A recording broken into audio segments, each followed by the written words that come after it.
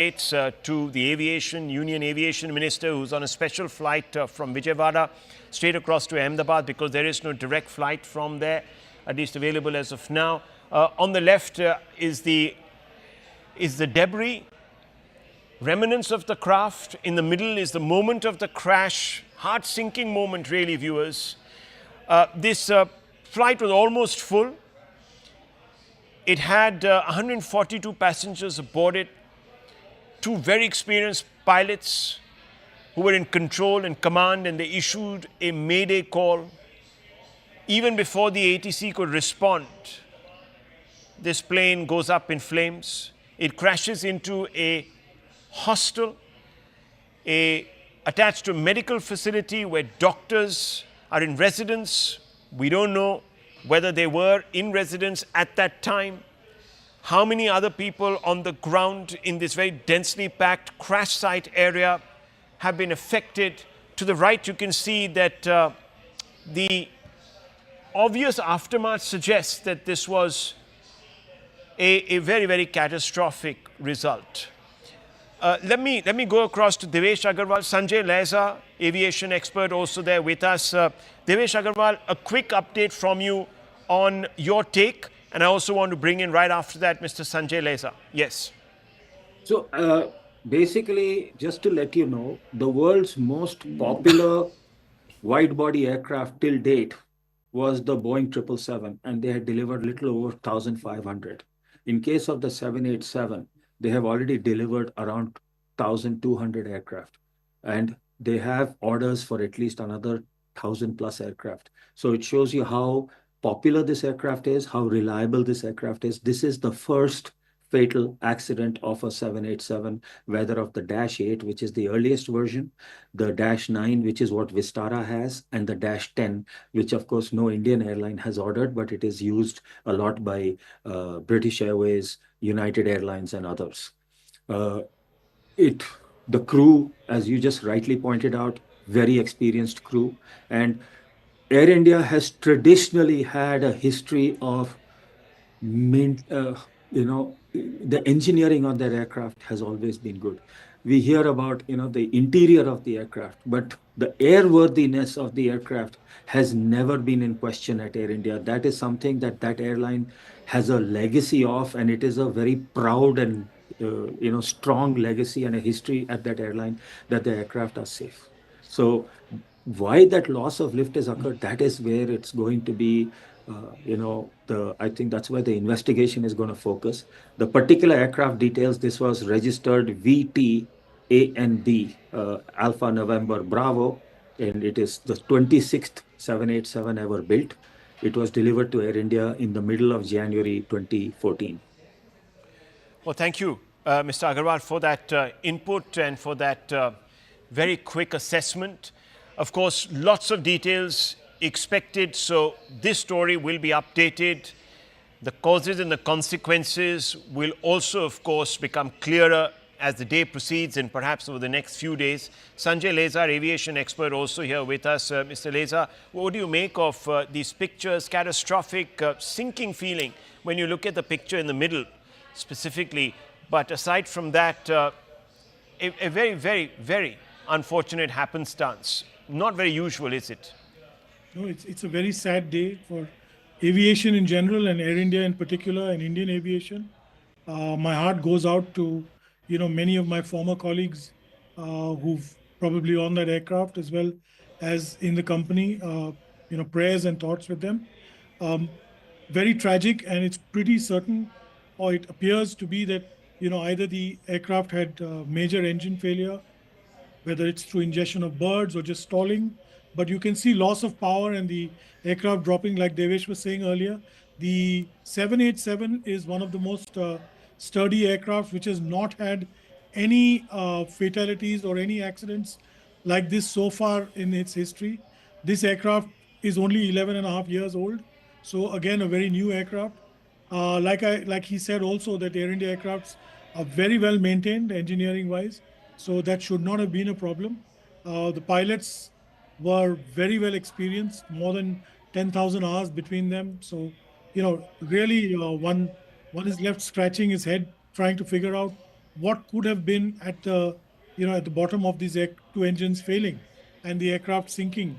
Also, it's rammed into a building which is a medical college and a medical college hostel. It was afternoon time, and we believe, the lunch mess must have been full of kids who were studying in that hostel. So I worry about what may have happened over there. Part of the aircraft tail seems to have, been lodged on the roof of that building, and the rest has collapsed beyond that. It's a very, very grim situation. We can see, we've already heard from sources in Ahmedabad that, almost 40 bodies have been recovered. We don't know what's happening so far. I think 11 or 12 were taken to hospital. Uh, Whether they have survived or not, we not certain. We're still in the realm of speculation as far as that is concerned. But it's a black day for aviation in India and, the world over, really. Mr. Reza, from what we gleaned from our short conversation with Mr. Agarwal was that the Dreamliner can fly also on just one engine. So this sort of adds another layer to the fact that there was this catastrophic failure of lift. I don't know if it was engine induced, and neither did he want to actually hazard that guess, but what do you think really happened here? A mayday call was issued, the landing gear hasn't been retracted, so it's very, very early in the flight. How would something like this anomaly, gone undetected? Is it possible? Would checks have been, are checks conducted before a flight takes off for a long haul? What kind of checks are they? Can you just walk us through some of the preparatory procedures? Well, there's no question about checks. Checks are taken whether it's a long haul or a short haul. There are detailed checks that go on by the ground engineers as well as the pilot himself. Either the first officer or the PIC does a walk around. Typically, it's the first officer, they check. Systems are checked. So there's absolutely no question of not having been checked. You're right. So is Devesh, that, the one engine could have helped it. But obviously, it's clear from images. We don't have any data. We know that it took off 175 knots was the speed. We know it was a hot day. So the profile of the weather profile, takeoff profile must have been built according to that. Also very heavy aircraft, 240 passengers plus baggage plus fuel for a long haul flight to London. So it's not exactly light. Possibility of perhaps both engines having stalled is all I can say, because there's absolutely zero lift. When you look at the image that you're playing on your screen right now, it shows that the aircraft has struggled to lift off and is just not climbing. There's zero climb. And rightly, as you mentioned, the pilot did issue a mayday call, which the DGCA itself has reflected in its press statement. And before the ATC could respond, it just hit the building and went up in a ball of flames. He couldn't direct the aircraft anywhere, could not maneuver it to safety. So correct me if I'm wrong, Mr. Leza, the GE engine, the Gen X series of GE engines are known to be very reliable. Very reliable. They are very reliable and very, very powerful engines. So, I'm only speculating that there were birds that, bird hit that happened. That's about it. I can't think of anything else. This was a major ingestion or, something that caused both engines to stall. Because even in the videos that I've seen, I've not really heard the engines, the togas being introduced or the power of the engines coming into force. So I really can't tell, from this distance, sitting far away as we are, and we really is not fair to speculate beyond that. True. A bird hit, could it result in this kind of an incident? Multiple bird hits could stall the engine. It's about stalling the engine. And this is the most critical phase of flight, takeoff. As we all know, landing and takeoff are the most critical, but takeoff is particularly critical because, you could lose complete power as we see as happened here. And the fact that he issued a mayday call, just pushes us towards that conclusion, unless there was catastrophic failure in both engines that we do not know about as yet. Mr. Leza, we were told that the Boeing could actually fly on one engine also, in case there was a bird hit to one. In this early period of flight, is that possible? Well, I don't know if one engine would be able to lift an aircraft with, at this stage of flight with all that load. But be that as it may, it's pretty clear. You can't see the aircraft banked to either side. It's obvious that there seems to be total loss of power in this aircraft, not from one, possibly both engines. That's what I can, I can surmise from the videos and the data that we've received so far. Yeah, well, I mean, the data, of course, at this instance is very, very sketchy, viewers. We're only getting information that we're reeling that has been confirmed and put out by the authorities in question, because doing anything else would be to hazard misinformation, which is not our intention at all. But the pictures are now quite clear. There are first responders on the scene, a building, as you can see on the right, there's a lot of smoke emanating from that building. Clearly, it's the ATF that is cloaked to that building. Whether there have been people inside that building that have also been affected, we don't know. We have seen bodies and being pulled out of the wreckage. We also have seen people the injured rather, being wheeled into hospital.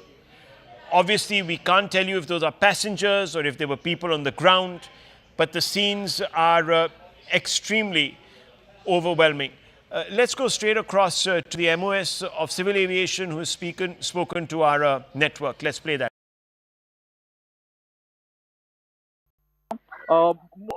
Sir, हमसे बात करने के लिए शुक्रिया। मैं जानना चाहता हूं कि अभी फिलहाल वहां की स्थिति क्या है, किस तरीके से सरकार जो है वो मदद कर रही है।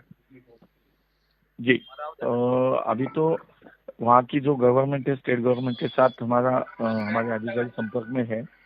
राहत बचाव का कार्य भी शुरू हो गया है जी, और हम भी घटनास्थल पे पहुंच रहे हैं। मैं भी थोड़ी देर में वहाँ पे पहुंचूंगा।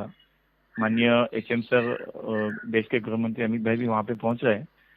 तो अभी सभी स्तर पे कार्रवाई शुरू है, काम शुरू है। और सर, प्राइमरी इन्वेस्टिगेशन में क्या कुछ सामने आया है कि एग्जैक्टली रीजन क्या था? नहीं, अभी तक तो जांच चल रही है।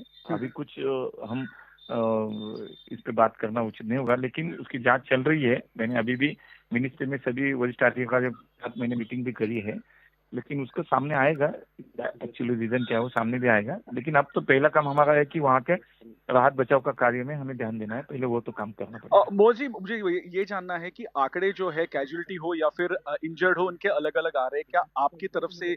नहीं, अभी तो कुल 242 लोग थे जी। 230 उसमें यात्री थे, 12 क्रू मेंबर्स थे। तो अभी तक तो कैजुअलिटी आ रही है सामने। अभी तक कोई ऑफिशियली कैजुअलिटी हम नहीं बोल रहे हैं। सभी जांच भी चल रही है। पहले तो राहत बचाव का काम शुरू है, बाद में उस पर। ये जो फ्लाइट क्रैश हुआ है वो रेसिडेंशियल एरिया में हुआ है, तो क्या वहां पे लोग कितने इंजर्ड हुए या वहां की कैजुअलिटी का कुछ आंकड़ा? जी, वही तो मैंने अभी कहा कि राज्य सरकार के संपर्क में हमारी सभी टीम है वहाँ पे। तो अभी सामने नहीं आ रहा है कि, लेकिन वहाँ भी राहत बचाव का कार्य जो शुरू है उसमें पहले तो इन लोगों को बाहर निकालना है। इनको इमीडिएटली वहाँ पे मेडिकल इमरजेंसी को पहले उनको वहाँ पे हॉस्पिटल में शिफ्ट करना है, मदद करना है। I'm also joined by Captain Kishore Chinta, who is the Chief Pilot of Sirius India Airlines Private Limited. Thanks a lot, Captain Kishore, for joining us. I want to understand from you first, from what we know, within a minute or so of takeoff, this plane has crashed, and it has crashed in a scenario where it seems the pilots were not in control at all. They had already issued a mayday call, and they actually crashed into a building. What do you make of what could have happened?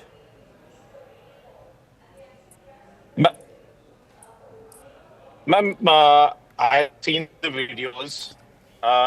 The 787 has 70,000 on each engine. For an airplane like a 787 to go down in a controlled manner like that, either they've lost both the engines, and Ahmedabad per se always has a lot of birds and vultures over there, up to almost 3,000 feet. It's speculation as of now. That either both the engines have to have had some kind of bird ingestion or a compressor stall or something like that for the engines to lose power. Otherwise, with just one engine, also the aircraft can climb out at 400 to 500 feet per minute for a aircraft of that size. I just want to understand from you, these bird ingestion issues that you're talking about, how frequent are they? Bird ingestion are infrequent, but there is always that risk, especially in airfields like Ahmedabad and Baroda and some other airfields. Ahmedabad has historically had bird activity in and around the airfield. So I am not saying that it could have been birded, but the fact that the pilots gave a mayday and we see the aircraft climb to max altitude on flight radar close to 625 feet, which would be about 425 feet off the ground. The airfield elevation is about 200 at Ahmedabad. So they did climb to 425 feet. On the aircraft, they could have engaged autopilot, but it appears to be that they've lost power in both the engines for the airplane to have come down in a controlled manner like that. Yes. And because most experts like yourself are suggesting that even loss of one engine should not lead to a crash like this, I want to understand from you, if this was, let's say, a bird-related incident, can it take off both? Can it take out both engines like this so quickly after takeoff, within a minute or so? It is possible, ma'am. Like the United aircraft, where Captain Sully Slumberger, went down into the Hudson. It is possible for both the engines to get affected by birds. Okay, and looks like there would have been very little reaction time to control anything. What do you make of the situation the pilots would have faced if this, let's say, both engines went out so quickly after takeoff? The pilots did a fabulous job keeping the wings level to minimize any kind of damage, and the aircraft's gone down in a controlled manner. They probably have done everything possible which they have been trained for a situation like this. But the rest we'll only come to know once more specifics come out from the flight data recorder and cockpit voice record. I just want to understand from you also, because you are an expert in this field. Apart from a bird hit, what else can lead to a crash like this so soon after takeoff, where the speculation is that not just one but both engines went out? What else is a plausible reason? I don't see another plausible reasons, ma'am. This has to be loss of both the engines for the aircraft of the magnitude of 787 to go down in this manner. And this is the world's first ever Boeing 787 crash. So that's the track record of this airplane. And the pilots are highly experienced, well trained. So the only probable cause would be loss of power on both the engines, just at the time they were getting airborne. And that's extremely rare, isn't it? It's probably 1 in a million kind of scenario. There's probably nothing anyone could have done in this case. If there was no obstacles immediately after takeoff, probably they could have, glided down onto the ground to as minimal damage as possible. But with buildings over there, they seem to have landed on top of one of the under construction buildings. We do not know the damage or the loss of lives on ground, but more details will be coming out as and when the DGCA Aircraft Accident Investigation Bureau brings out details. Just stay with me. Speaking of those buildings that this plane has crashed into, and I'm sure the pilots would have tried to avoid as much as possible, but it looks like they really couldn't avoid crashing into a building. We have information that the flight has crashed into BJMC, which is a hostel where many MBBS students stay. And these are some visuals also that we were running earlier of the hostel, including the canteen, etc., where there's damage because of the impact of this airline crash. And we don't quite yet know what the damage could be as far as students there in the building is concerned. But certainly news is coming in that some of them have been injured, and we hope that they get quick treatment. Praful Patel, former aviation minister, is also joining us over the phone line. Mr. Patel, thanks a lot for your time. Extremely sorry scenes that are coming in from Ahmedabad, and of course news of heavy casualties as well. Very saddened to hear and very distressed at the same time. It's one of the biggest tragedies in our country, and unfortunately, whatever visuals we are able to see on TV, that's all information we have. But considering that today's aircraft are very sophisticated, very technically advanced, to see a situation like this, unless we know the full details, will be very difficult to comment on that. But at the same time, whatever visuals we see on TV, our hearts go out to the passengers and their families. We don't know what is the fate of many, so I only pray and hope that most people survive this horrific crash. Yes, the pilots were extremely proficient. Praful Patel, there are 133 casualties that we are getting latest updates on. We are hoping that some rescue operations are able to find some injured who can receive some treatment. But many international passengers on board as well, and many countries on alert now, including UK. We are told that as many as 50 plus passengers were from UK. We are also told that former Gujarat Chief Minister, Mr. Rupani, was on board. Well, I've seen Mr. Rupani's name on television, and having been a person who's known him for many years, I only hope and pray that he is well. But at this moment, there is no information about any of the passengers. And of course, as you said, there are many passengers of different nationalities, mostly UK, besides Indians. And I think we really feel very sad, because at the same time, I would like to repeat that today's aircraft are very, very sophisticated. The pilots, especially who fly 787 Dreamliner, are obviously very well trained, and they are very senior commanders. And they've gone through many hours and hours of flying, and they would have obviously, it seems to me, whatever little I can make out from that the plane was on climb mode, and suddenly it's lost power or something else has happened, or maybe it was struggling at the time of takeoff. These are all very speculative things. But one thing is certain, if the pilot gave a mayday call, we don't know the exact time of when he gave the mayday call. Was it just immediately on climb, or yes, soon after takeoff, sir. In fact, within a few minutes, it seems this flight has crashed. It had barely reached the height of 700 feet. This flight couldn't have flown more than 60 seconds because of the very fact that it's just 825 feet into the air, which is virtually nothing. It just would not take more than 60 seconds. So it is very intriguing because of the, first, as I said, the aircraft itself has many backup systems. These are, very fly-worthy, very safe aircraft, and 787s are flying all over the world. In fact, I would be surprised to see that probably this may be the first major incident with a 787. Yes, actually we have been confirmed, sir, that as far as a 787 Dreamliner is concerned, this is the first major such incident that has come to light. Boeing has had some issues with grounding and all. There have been investigations whether they have, not done enough as far as maintenance and certain other activities on planes are concerned. But this certainly is the major crash of its first of its kind when it comes to a 787 Dreamliner.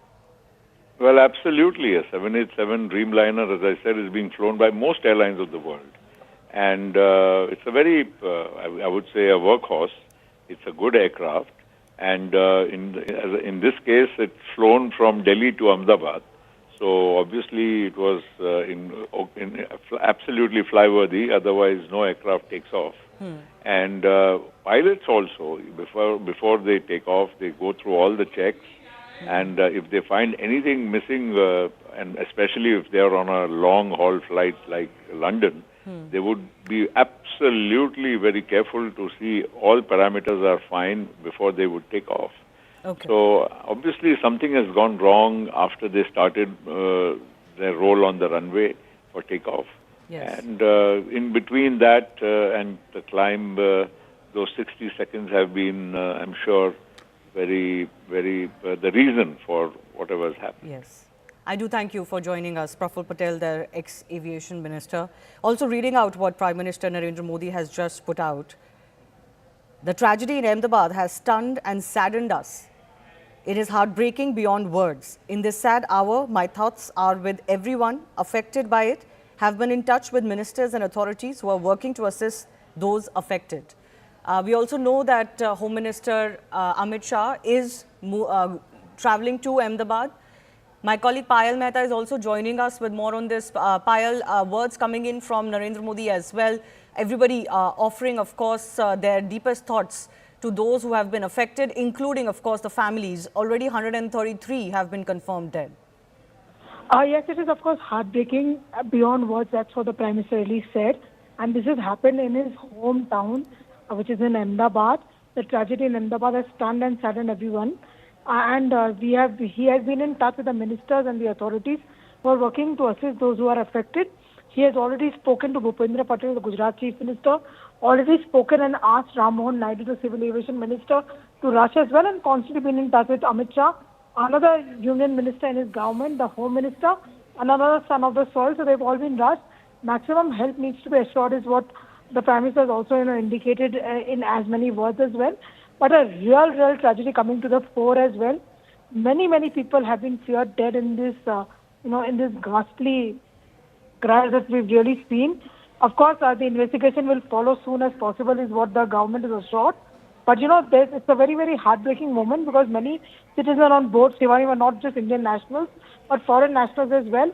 But the government of the day has assured that they will get to the bottom of this and understand why this really occurred. But like I said, the Prime Minister joining the nation in expressing his condolences to what has really happened and to the loved ones. One of the biggest aviation crashes in Indian history, and of course certainly the first concerning a Dreamliner. I want to go across to Rajesh Patani, who's an eyewitness to what happened. Rajesh जी, आपने क्या देखा जब ये crash हुआ? आपने क्या देखा? आपको क्या दिखा? ये बताइए. राजेश जी, आपको मेरी आवाज आ रही है?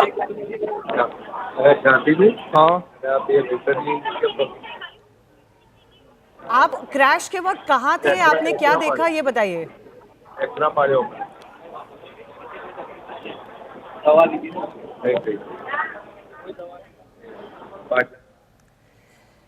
Let's try and reconnect. We're trying to get you some more eyewitness accounts, but of course visuals of the crash are on screen, and they show that the flight had barely taken off. Within less than a minute, of course, this flight has crashed. It seems the pilots have lost all control because they couldn't even deviate the flight from a what seems to be a residential area. There was, in fact, a MBBS students' hostel that has come into the path of this crashing airline.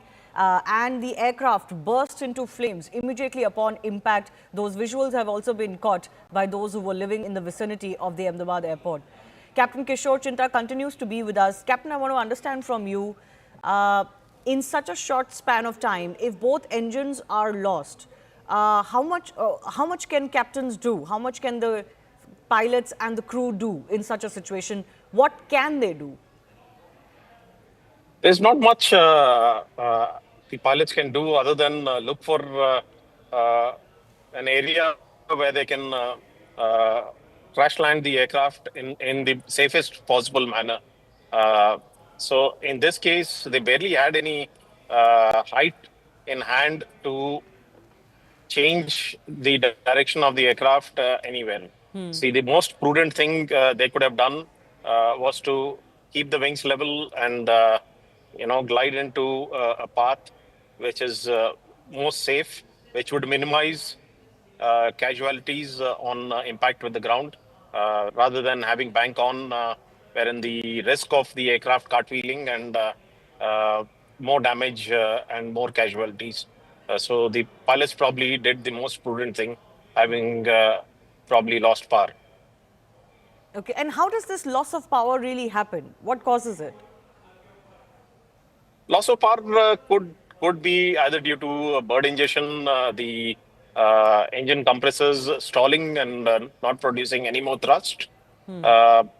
It would be really unlikely for engines of such magnitude and to lose power for any other reason for a technical defect just after takeoff. It's unheard of. It's those engines with 70,000 pounds of thrust have been tested multiple times, and one of the safest engines in the aviation world.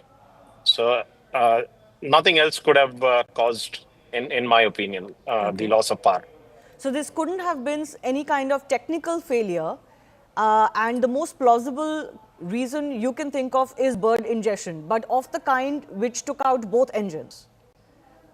Yes, that's, like I said, we can only speculate as of now.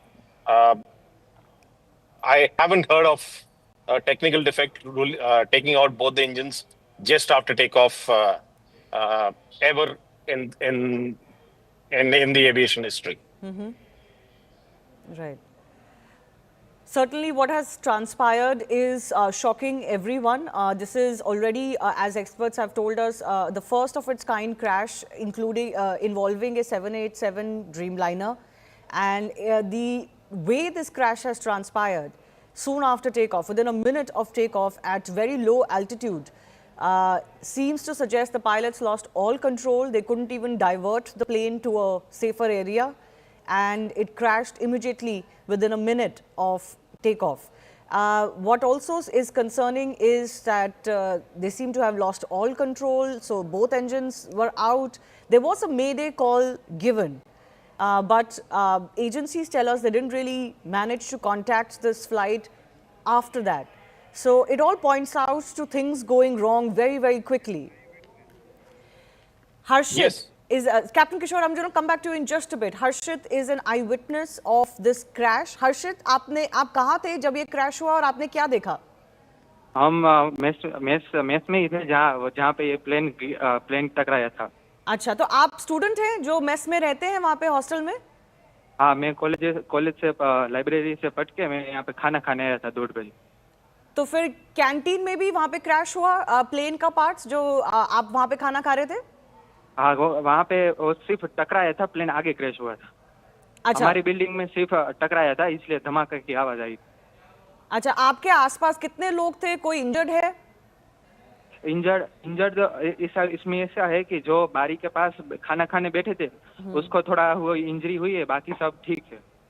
अच्छा, कितने बच्चे हैं वहाँ पे? खाना खाने के लिए तो यहाँ पे 50-60 लोग हम आए थे, ऊपर और नीचे दोनों. अच्छा. इंजरी सबको नहीं हुई है. जी जी. और आपके हॉस्टल, आप किस हॉस्टल में रहते हैं और कितने लोग हैं वहाँ पे? हम अतुल्य में 11 में रहते हैं. कितने लोग होंगे पूरे हॉस्टल में? कितने लोग रहते हैं वहाँ पे? हम तो MBBS स्टूडेंट ही वहाँ से 1 से 5 साल तक के सभी बच्चे वहीं पे ही रहते हैं. अच्छा. और वो सब इसी मेस में खाना खाने आते हैं. जी जी जी. और उस वक्त 50-60 बच्चे वहाँ पे थे जिस वक्त ये खाने हाँ, ये खाना खाने का ही टाइम था, इसलिए वो सब वहाँ पे ही थे. जी. आपकी जो बिल्डिंग है उससे ये प्लेन टकराया नहीं है, ये आगे जाके एक बिल्डिंग में क्रैश हुआ है. तो आपको उस बिल्डिंग के बारे में कुछ पता है? क्या हुआ वहाँ पे, क्या देखा आपने? वो अतुल्यम 1, 2 और 3 है, वहाँ पे वो रेसिडेंट डॉक्टर रहते हैं सभी. और ये सब मेडिसिटी के क्वार्टर्स ही है जहाँ पे ये प्लेन हादसा हुआ ना वही. तो जिस बिल्डिंग में क्रैश हुआ वहाँ पे रेसिडेंट डॉक्टर रहते हैं? हाँ. और उस बिल्डिंग में कितना इम्पैक्ट हुआ है, आपको कुछ जानकारी मिल रही है वहाँ पे? ना कोई वो नहीं पता. नहीं पता. जी जी. बट आपका जो हॉस्टल है वहाँ पे सब सेफ है? कुछ लोगों को इंजरी हुई है? हाँ, हॉस्टल से ये मेस थोड़ा 1-2 किलोमीटर दूर है, इसलिए सब बच्चे हॉस्टल से मेस तक चल के खाना खाने जाते हैं, तभी ये सब हुआ. अच्छा, मेस में उस वक्त जो थे वो सेफ हैं, लेकिन हॉस्टल में जाके ये बिल्डिंग में क्रैश हुआ है जहाँ पे रेसिडेंट डॉक्टर्स रहते हैं. This is also extremely concerning. Harshit, हमसे बात करने के लिए बहुत बहुत धन्यवाद. Let's also listen to some more reactions coming in. लगातार पिछले 2-2.5 घंटे से हमारी टीम उस पर काम कर रही है. हमारी सेक्रेटरी है, DGCA है, AI की टीम है, सभी लोग, हमारी विकास की टीम, सभी लोग एक साथ बैठकर वहाँ पे काम कर रहे हैं. और अभी हम DGCA, हमारे सेक्रेटरी और मैं तो हम तो वहाँ पे अभी फिजिकली भी जा रहे हैं.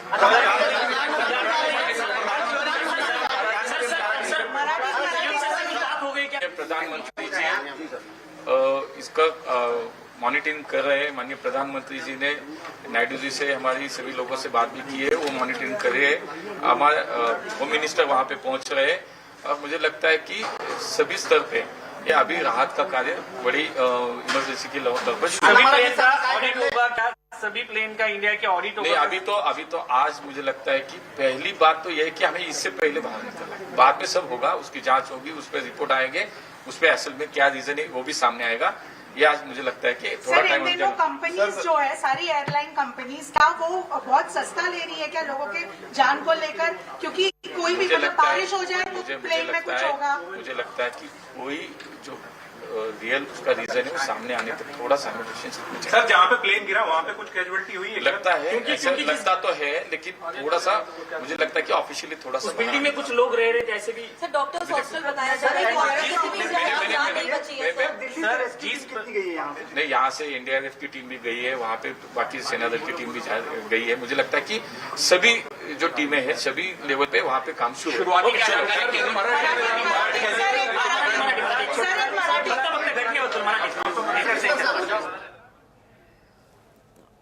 All right. There is, of course, all hands on deck approach as far as the aftermath of this aircraft crash is concerned.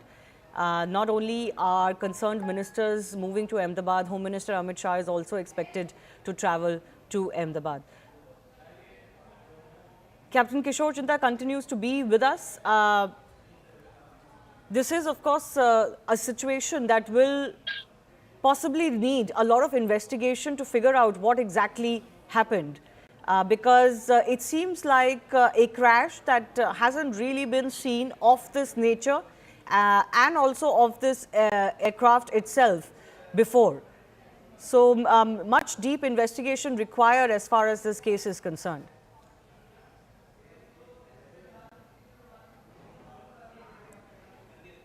Captain Kishore, can you hear me? Yes, ma'am.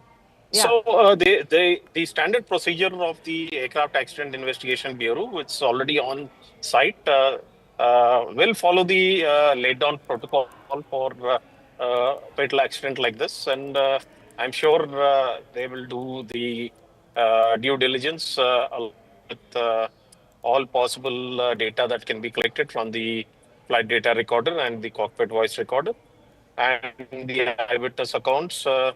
I'm sure no stone would be left unturned by the AIB inquiry team. I myself have done a fatal accident investigation, and I'm sure the actual cause would come out in due course of time.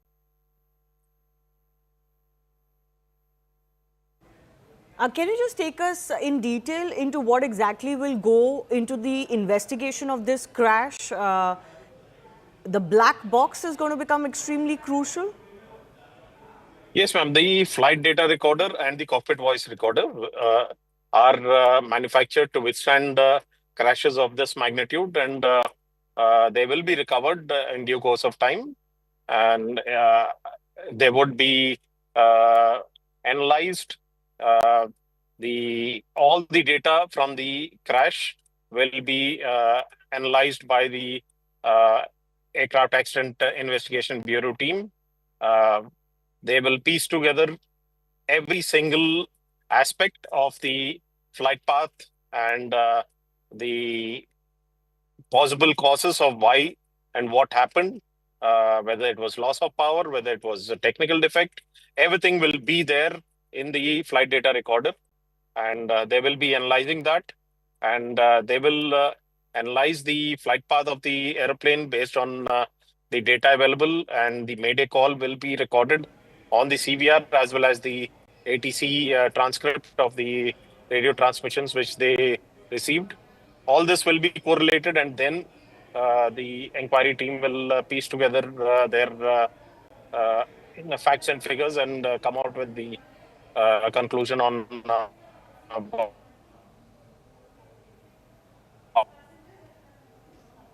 From the initial information that we're getting, we're being told that after the Mayday call, there wasn't any contact that was available with this flight. What could have happened to make it unavailable? Captain Kishore, I want to understand from you, if there is loss of power, does that mean that all communication also goes away? Could the pilots have recorded? How would we know if this was a bird ingestion? Can the investigation of the remaining parts establish that? Will there be something recorded from the cockpit that can establish that?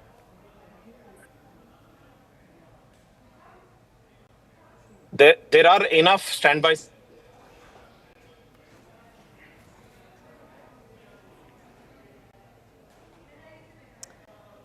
We're losing that link with Captain Kishore Jinda. We'll try and get a better one. But this is, of course, a horrible crash that has come to light.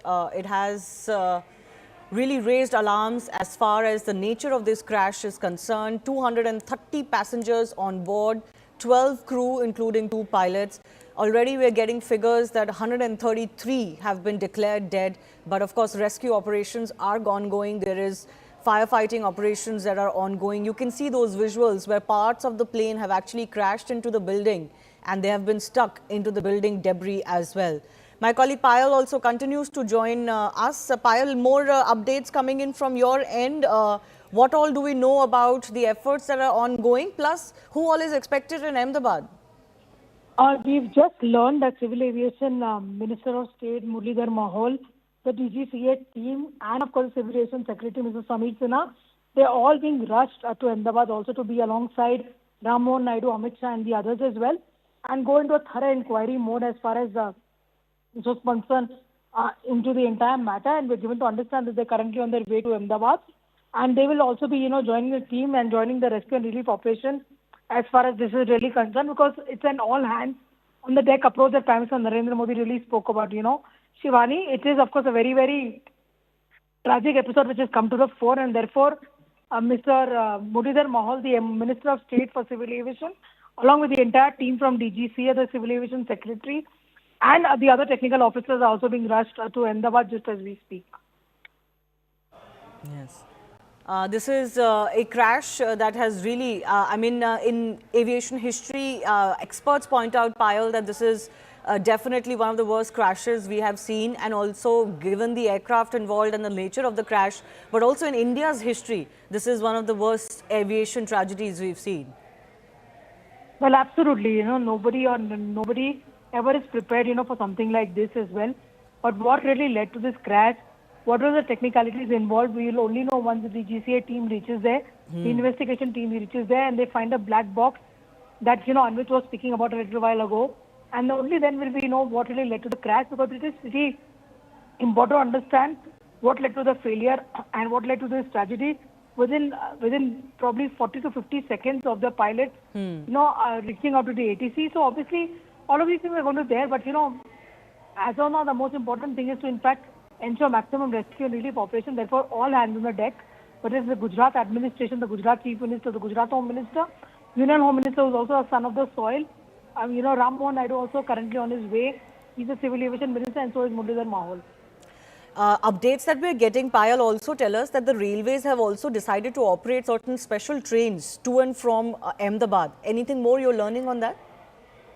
Special trains are going to be in place for passengers to fly either from there to Mumbai or to Delhi, because, currently the airport at Ahmedabad stands shut as well. A lot of international flights are also likely to be diverted to other locations as well.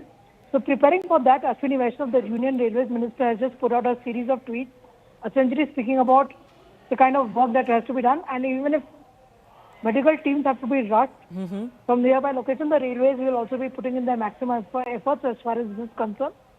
And again, like I said, it is an all hands on the deck approach that the Union government is adopting over here, because nothing more valuable than human lives being lost over here.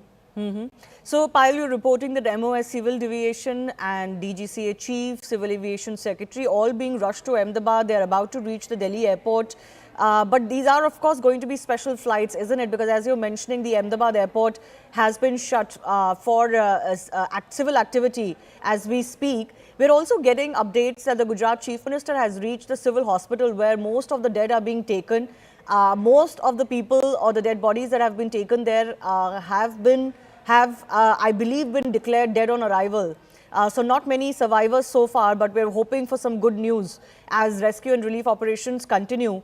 But this is also going to be a huge challenge on ground. Those are some of the visuals coming in from on ground as well, Payal. Huge challenge on ground to ensure or to try to race against time to see if you can find any survivors.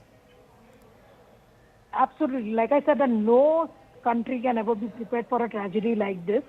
While all hands on the deck approach, and therefore the Civil Aviation Ministry has put all the resources together.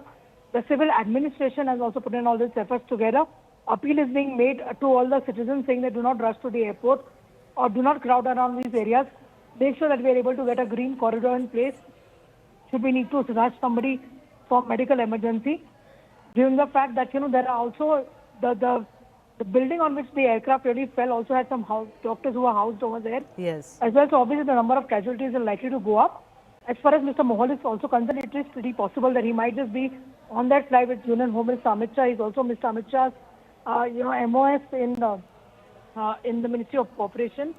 So obviously he's been rushed. He was at the Civil Aviation Ministry just a short while ago. He's just been asked to rush from there immediately, along with all the officials as well. So obviously that is something which the government of India is looking to do to make sure that maximum efforts are there on ground. Yeah.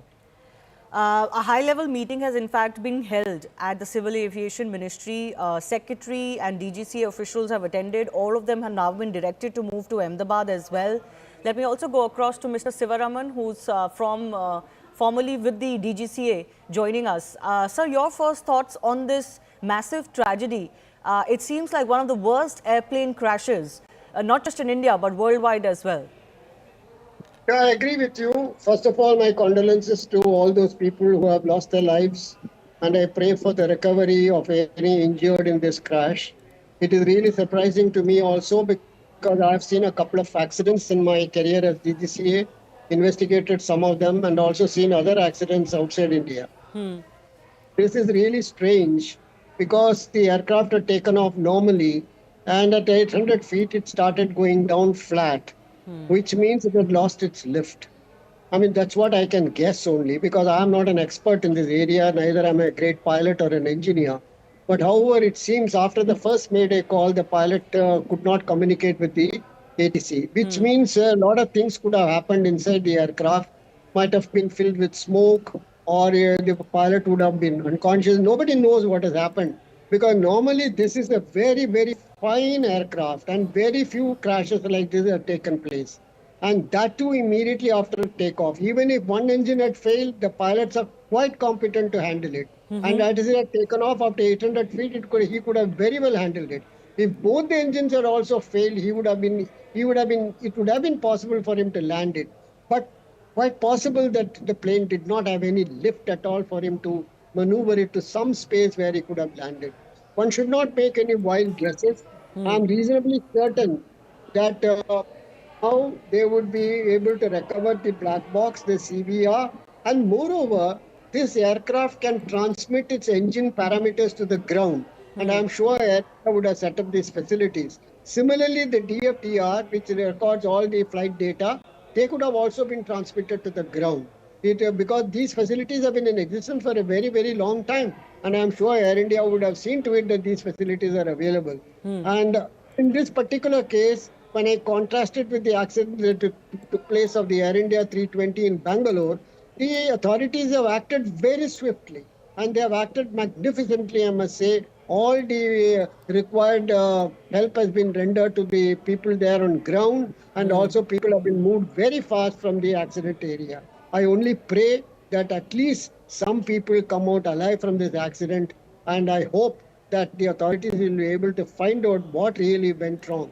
One should not miss any aspect of investigation, particularly in these very tense times. Because, I mean, I don't want to be very explicit on this matter, but every angle should be explored, and every possible agency should be involved in investigating this accident.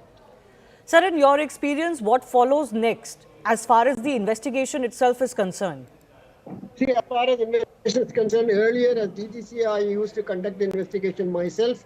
Now they have got an investigation board, and I'm sure accident investigation board, the DGCA authorities should be fully involved along with them, and they should not be excluded from it. The Federal Aviation Authority, they have got excellent facilities. They have investigated many accidents in the world.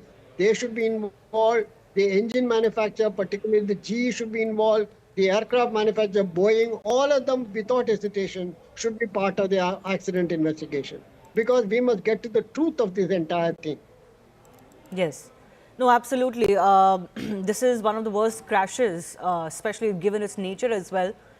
In aviation history, all around the world, there is much alarm, and condolences and thoughts are coming in from across the world. Captain Sam Thomas, former pilot, is also with us. Captain, your thoughts? Any thoughts on what you think could have gone wrong? Good evening. I don't really want to hazard a guess as to what has actually happened. And while our thoughts and prayers are with the victims, what I'd like to say that with the limited evidence that we have, and we are seeing through the visuals that the aircraft has lost power on, or rather is not generating lift enough, and that can only happen when both engines are not developing power. And the reason for that can only be found out once we have the DFDR data. And until then, it's in the realms of speculation. And we understand that people are interested in knowing exactly what has happened. To that extent, we can only say that the weather seems absolutely clear. And the reason for losing power on both engines is extremely rare. If you recollect, there was an incident on the Hudson, Yes. where an A320 lost both its engines to bird hit, and a lot of people are drawing that comparisons. This airplane, the 787, is a much bigger airplane, and problems to a single engine, or leave alone both engine catastrophic failure. So Okay. at the moment we have very sketchy details, and the Aircraft Accident Investigation Board would be in a much better position to bring out these details. And at the moment, the incoming details that we have is that both the engines did not develop sufficient power. Yes. I'm going to come to you on that issue of how both engines can go out, because that's extremely rare. That doesn't really happen. And that is really raising alarm here. But we also have a video that has been shot by one of the passengers. I'm told a British passenger who was on board before the crash. Let's just play that out. We are in the airport, just boarding. Goodbye, India. Goodbye. Thank you. 10-hour flight back to England. What's your biggest takeaway, Jamie? We've done this already. On a different thing. Oh, right. What's my biggest takeaway? I don't know. Yeah, fascinating. Great. Thanks. Thanks for your contribution. Okay. Yeah, my biggest takeaway is don't lose your patience with your partner. Yeah. You're already starting to. You've already snapped at me while we're having chai at the airport. You see, you've learnt nothing.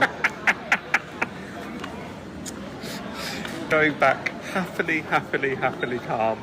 We are in the airport, just boarding. Goodbye, India. Goodbye. Thank you. 10-hour flight back to England. What's your biggest takeaway, Jamie? We've done this already.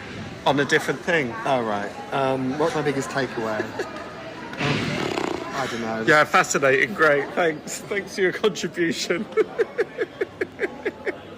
Okay. Yeah, my biggest takeaway is don't lose your patience with your partner. Yeah. You're already starting to. You've already snapped at me while we're having chai at the airport. You see, you've learnt nothing. Going back happily calm. We are in the airport, just boarding. Goodbye, India. Well, that seems to be a video made by two passengers, British passengers, young men who were going back to England. They were happy about it, and just kind of points out the fickleness of life. Nobody could have really seen this coming. Captain Sam Thomas, former pilot, and Mr. Sivaraman, who's formerly with the DGCA, both on the show with us. I do thank you for your time. Captain Sam Thomas, I just want to take your thoughts once again, because our viewers would be curious to know, how can both engines go out? That seems to be the case here, given how quickly the flight crashed and the fact that the pilots didn't seem to be in any control, they didn't seem to have any communication left with the ATC. What can really cause this? A variety of reasons can cause it, but in this particular case, what has happened, we would not know until we have the details. Now, you asked of both engine failures. It has happened just short of London Heathrow once with a 777, and that was due to fuel starvation. Now, if both the engines do not get adequate fuel, it could result in both the engines flaming out. Now, but that is a very, very, very rare scenario. And in this particular case, we don't know how both the engines have failed, or indeed, we are speculating this from the visuals that we have. So it's evident to a certain extent that there is a loss of thrust on both engines, but we would not be absolutely sure on that till such time that the DFDR shows us the results. I want to ask Mr. Sivaraman also, how long do you think an investigation into a crash like this will take? All right, I think I've lost Mr. Sivaraman. Captain Sam Thomas, do you want to just take this question? How long do you think an investigation of a crash of this nature may take? How quickly can we get to the bottom of what happened? The DGCA would allocate this investigation to the Air Accident Investigation Board, AAIB, and they would put out a preliminary report in about 30 days.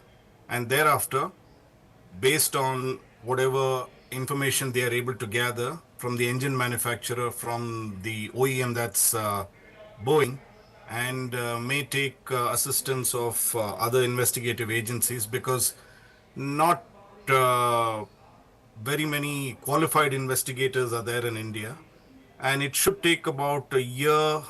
That's my experience with air accident investigation, and it generally takes about a year at least. Currently, of course, rescue operations are the chief priority, and all of the ministries concerned, including the Home Ministry and the Civil Aviation Ministry, are concerned only with that.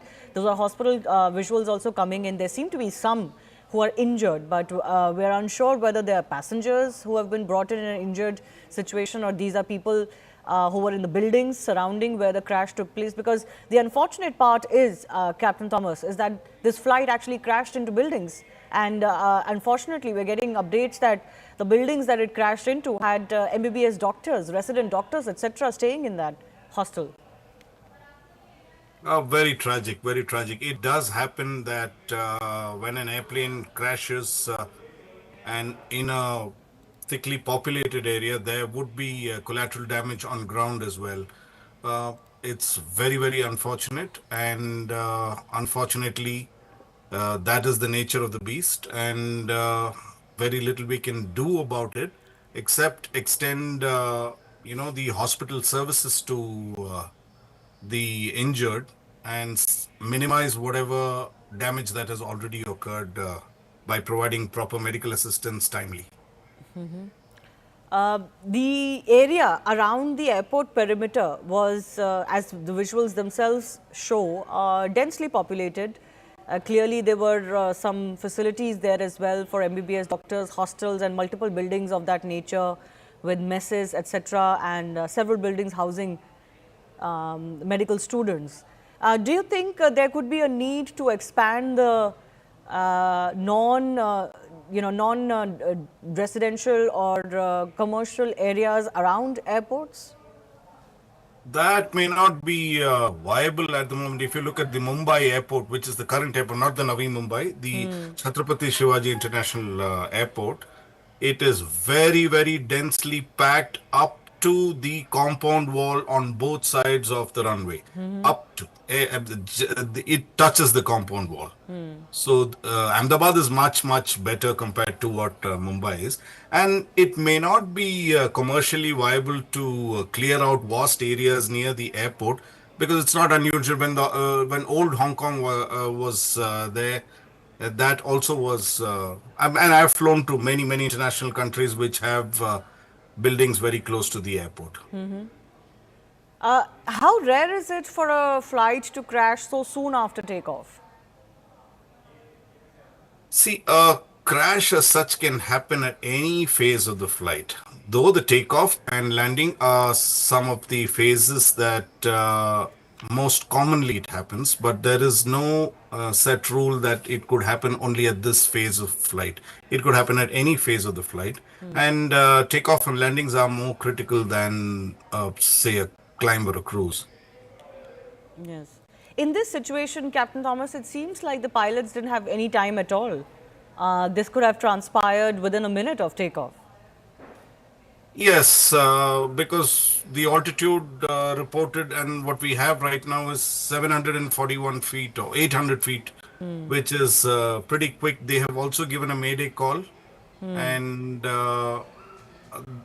actually there is very little time to do. If you've lost both engines, there is very little you can do, and the more you try to deviate from the path, the faster you're going to stall. So what they have done from the visuals seems to be the only choice that they had and the only natural way to do it. Losing both engines so soon after takeoff, we were being told that this flight, of course, the airplane had no issues. It had flown earlier today. It had reached Ahmedabad and was onward to London. There didn't seem to be any problems. Any guesses as to, you know, how, apart from, let's say, bird ingestion issues, what else could cause this so quickly? I mean, our business, you really don't hazard a guess, because then we lose face within the community. So, because that is not something that is done. I understand. But any technicalities that could come into play here? Very difficult to say, ma'am. It's how to lose both engines. I can't recollect. I mean, except for the Hudson landing and the Heathrow, I think in the history of aviation, we've had very few dual engine failures. So there is not sufficient data to point to the fact that, you know, this could cause, of course, fuel starvation or fuel that is contaminated is one of the reasons. But other than that, I don't know anything else that could bring down both engines, that too of a 787.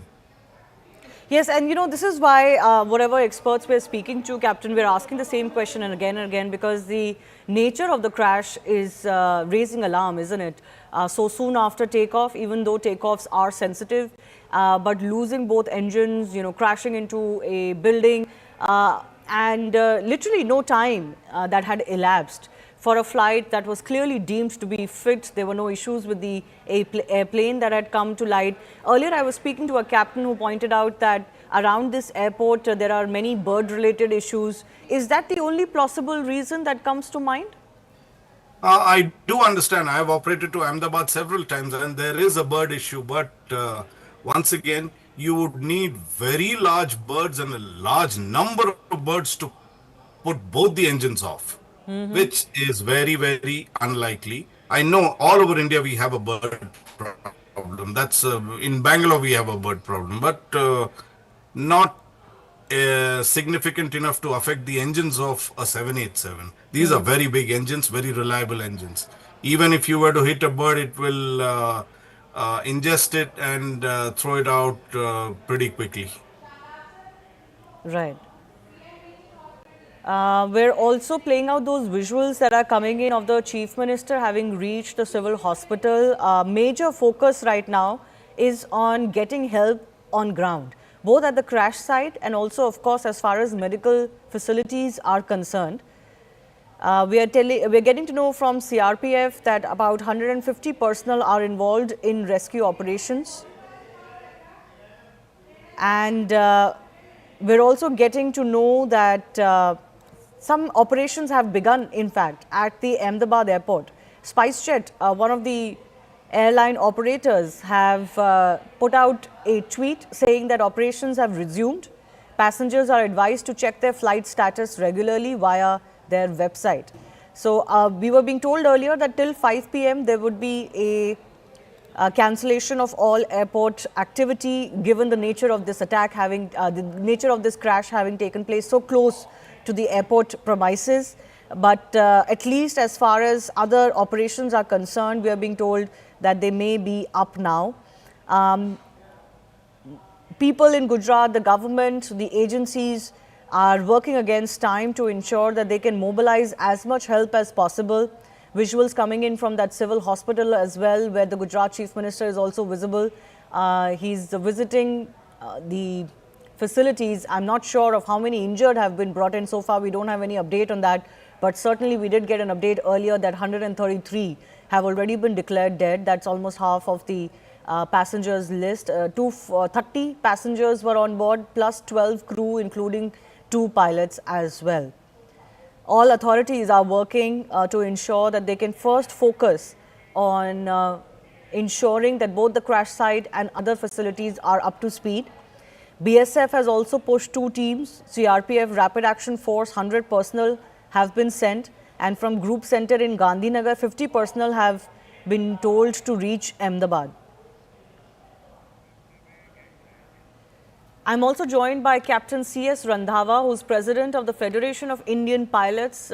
Thanks a lot for joining us, Mr. Captain Randhawa. Your first thoughts on this crash that has taken place? It was an extremely tragic crash which has happened in Ahmedabad. And I came to know about just about 1 hour and 30 minutes after the crash. And I could attribute this maybe due to birds, because Ahmedabad has got a big problem about birds.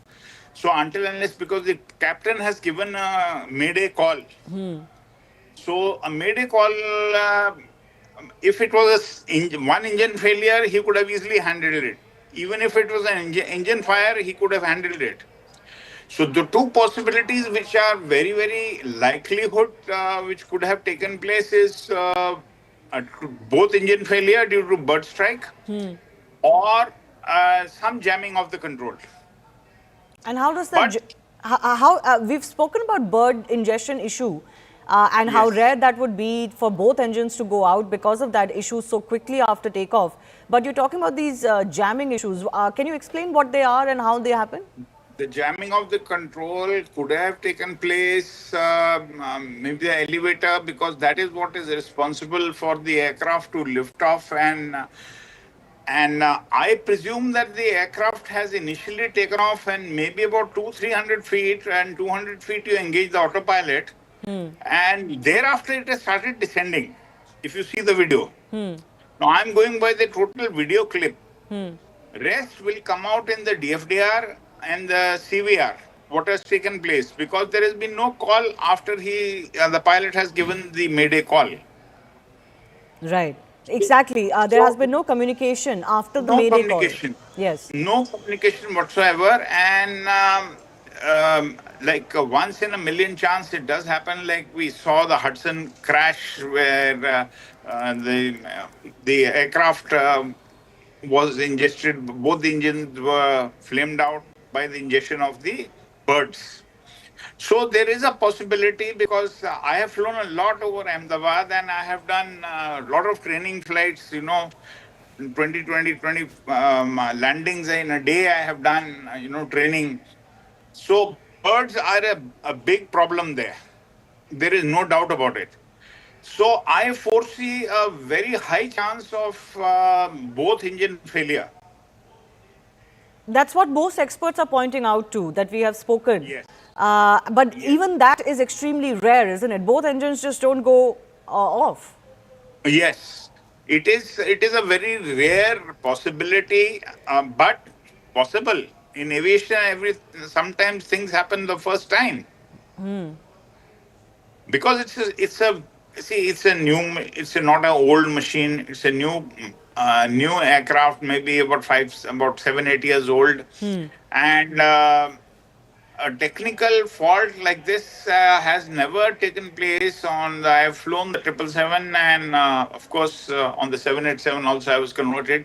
So these aircraft are unlikely to have such problems. Till now in the world, they have had no problem on the 787 and the 777s. Yeah. So very high possibility of a bird ingestion because he's given a mayday call. Now that depends that what that mayday call was. So, sir, in your It's, experience, these yeah, moments, what would these moments have been like for the captains in the cockpit? I would say the pilot, when he's given the mayday call, he was he was knowing that it's a no-go situation. Hmm. It is the end. Hmm. Because height is not there at all. Mm-hmm. You see, height was not there and nothing the pilot could have done. It is just after liftoff. At least when the Hudson crash took place, he had the height, he put the aircraft down in the Hudson Bay.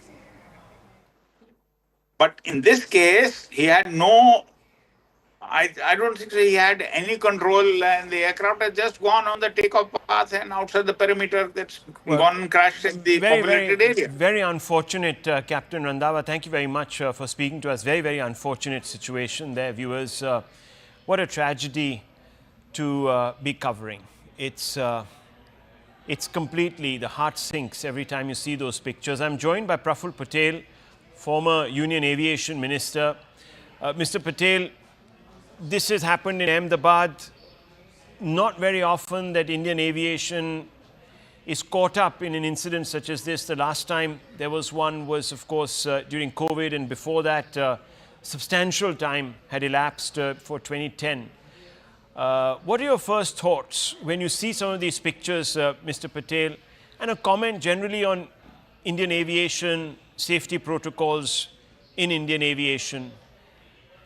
I'm very shocked and distressed and very sad that such an incident has taken place. And you're right, after many years, it's not very often that we see such tragic incidents in Indian aviation. And let me tell you that on the whole, when you talk of safety and systems, I can assure you that Indian aviation is probably one of the safest in the world. We have all the protocols in place. Our DGCA is very robust and effective. And to find, to pick holes into our ability to manage Indian aviation would be very unfair. And I always say this, and I repeat, that aviation is either 100% or zero. There's nothing like 99.9% in aviation. And therefore, in this case also, look at the aircraft. It arrived from Ahmedabad from Delhi. Obviously, it flew without any issue.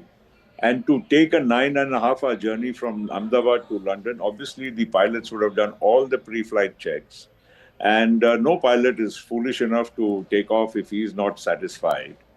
The captain per se in this aircraft would have also had thousands and thousands of hours of command. And a 787 and today's aircraft per se are very robust, fail-safe. They have many backup systems. And to really think what went wrong, I would be hazarding a guess, which would not be fair.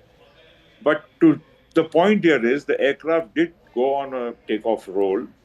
And between the time the wheels went up and the time it crashed, probably the time frame would have been almost only about 60 seconds or so, because you can't go to 800 feet and crash and it be within the time span is only 60 seconds. Now, he's already given a mayday call. Now, I don't know what exactly went wrong. It will be, again, hazarding a guess, which would be unfair.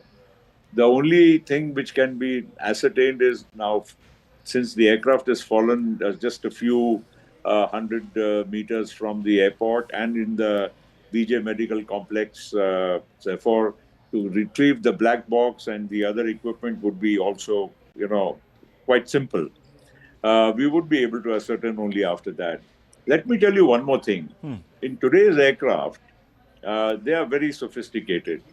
All the parameters of an aircraft, right? Every single second the aircraft is in the air, all the parameters are recorded, not only by the aircraft, but they're also transmitted to a central command, real time, of the airline itself. So if there is, when an aircraft does a flight, there is a way to ascertain every single parameter during whatever the duration of the flight. So if anything would have gone wrong prior to this flight, or which may have escaped the attention of anybody, I'm sure this will be retrieved in no time once the the equipment is found. Now, Mr. Patel, just to go back in time, because this fleet, the Dreamliner, very, very safe. I think from what the experts are saying, and I only have them to sort of lean on for facts, they've said that this is the first time a Dreamliner has actually crashed anywhere in the world. Now, most of these Dreamliners were purchased, I suppose, about 10, 12, 15 years back by Air India when it was still government-owned. Obviously, there would have been a huge procedure that must have unfurled within government to select the plane. There would have been due diligence. There would have been all sorts of studies that would have been conducted. Well, most certainly. I mean, first, the procedure itself in government is a very robust procedure. It goes through several layers. And ultimately, the basic selection of aircraft is done only on technical parameters. Because, the airline, requires a certain type of aircraft for certain, lengths of the flights. You want to go to the US, you want to go to the European countries, or to, 8-hour flights, 12-hour flights, and so on.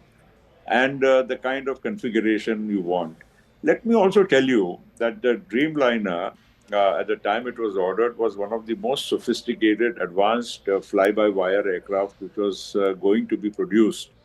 And it was ordered by probably most major airlines in the world, Air India also being one of the early ones.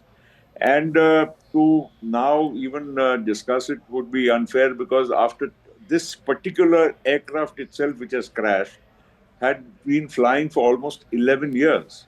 And if you see any major airline in the world, and if you go at any moment of time, there would be more than 1,000 787s up and flying any part of the world. So I'm sure when, of course, the orders are placed, every other parameter is also examined. And of course, it is the airline's requirement which primarily drives what is the choice of aircraft. Let me also remind you that in the world for wide body, you only have 2 aircraft manufacturers. You have a Boeing and an Airbus.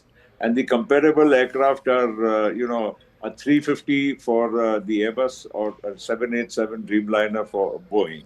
So it's not really that we are ending up, with too many choices. And let me be honest, whether it's a Boeing 787 or an A350 of Airbus, technically, technologically, they would all be on par in terms of efficiency. So it's a minor thing between one and the other. But the fact of the matter is, all the machines flying today, irrespective of this type of aircraft, are very, very robust and sound. And every aircraft has backup after backup. I don't think, of course, the pilot's efficiency, his knowledge, his presence of mind is the most important factor in any aircraft flying. But even technically, an aircraft, is so designed that it can overtake a lot of functions which a human, mind and hand cannot, perform in the shortest possible time. So the response time of an aircraft, its systems are very, very robust. Here, of course, there seems to have been a catastrophic failure of lift, and that didn't give the pilot, even though very experienced pilot with lots of man hours of flying, didn't give much of time to the pilot to even react. And only a mayday call, and as you said yourself, 60 seconds, and it was down laden with fuel. Obviously, there will be questions asked. I'm at this moment as in the dark as anyone else, Mr. Patel, about what could have been the reasons. But there has been a lot of internal strife within Tata. After it took over this particular airline, Singapore Airlines came into it, and so on and so forth. There are a lot of cost cutting, lots of valuable AI senior engineers were sort of let go of. Could this have at some level affected operations, maintenance, checks, all of that, do you think? Or it's too premature to get into any of this? I think it is premature. See, the other point is, Rahul, that the fact of the matter is that there's a human being, a senior experienced captain who's flying the machine. Yeah. And he has every right to say, I cannot fly this machine because it is unfit to fly or there's a technical deficiency. And if there was one, he wouldn't have done it himself. Yes. So I think it's hazarding a little bit of a wild guess. Yes, but I would also like to say that, the maintenance of Air India compares to the best anywhere in the world. Now, yes, you are also plagued with certain older aircraft, you are plagued with certain other problems, like you just said, because it's been, integration of the old with the new. But that does not come into the way of the safety of the aircraft per se. And I would therefore say, and I can also say with a lot of sense of confidence, that Indian aviation checks and balances of the DGCA and other, the airline also has its own manual. The airline also has its own SOPs.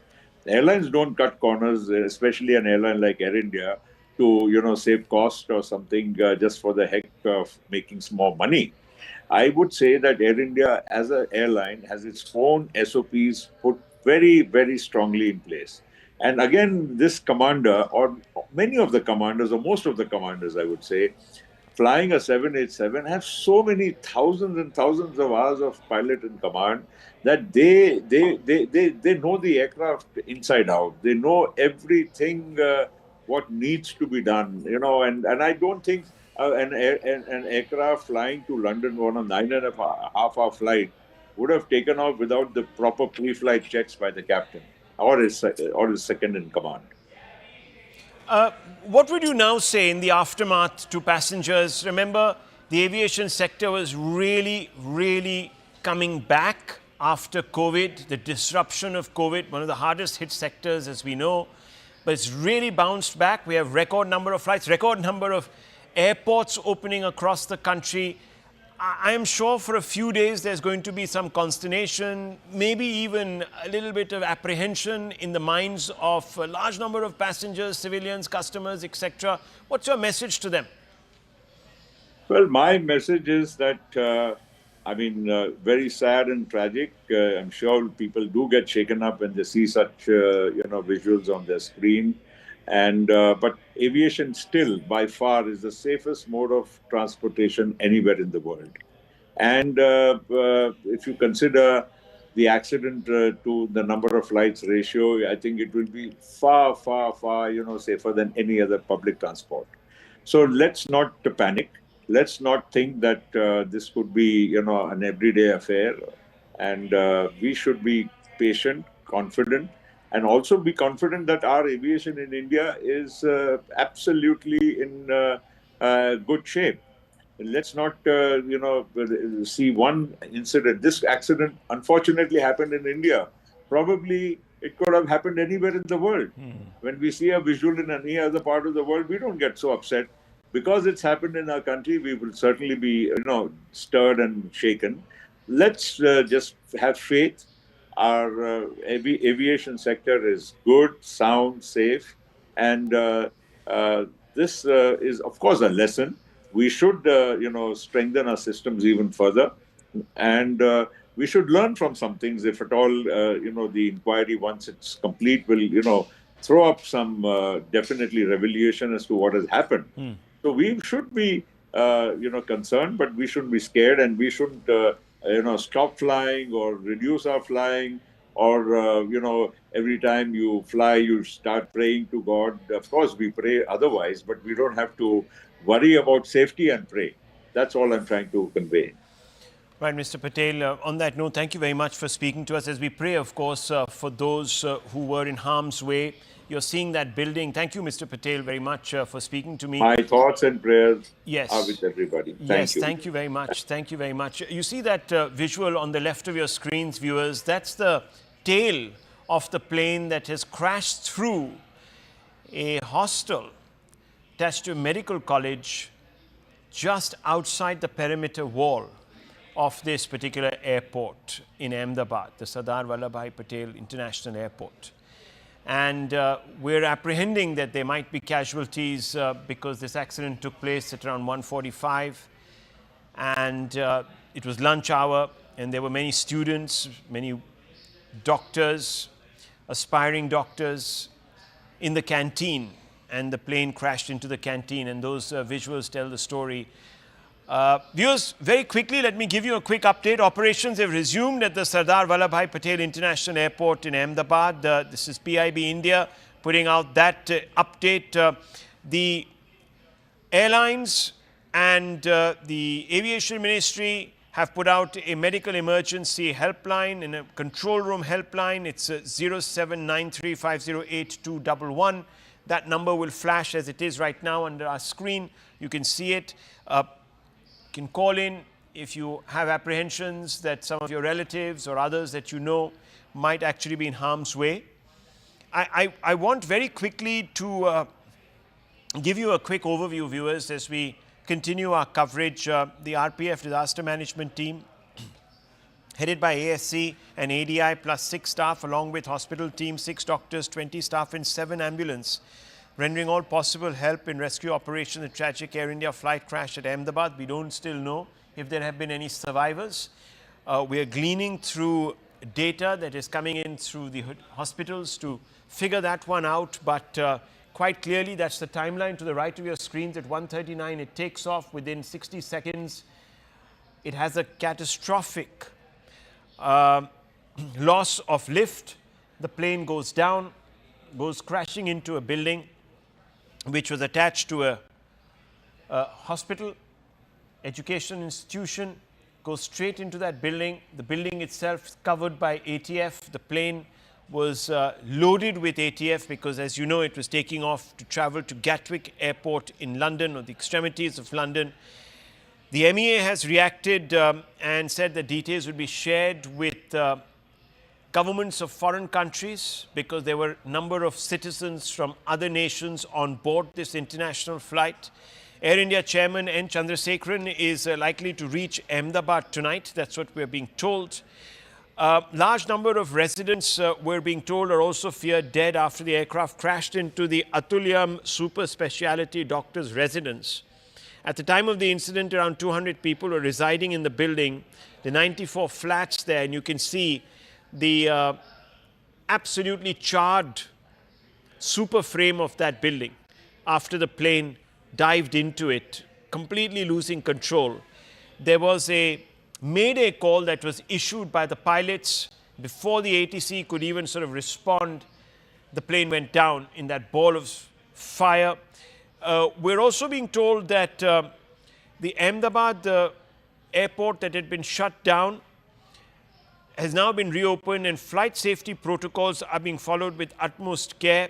There are also directions that have gone out to prevent people when they take off, take photographs, so you won't be allowed to do all of that, because clearly the flight path. Let me go across to Payal for more updates. We're told that Union Home Minister Mr. Amit Shah will be landing there forthwith. Payal, what are the updates? As far as the Ahmedabad airport is concerned, Rahul, is one of the busiest airports in Gujarat, because not only does it have so many domestic flights coming, it's a busy destination as far as businesses are concerned, but it also has a lot of international connectivity as well.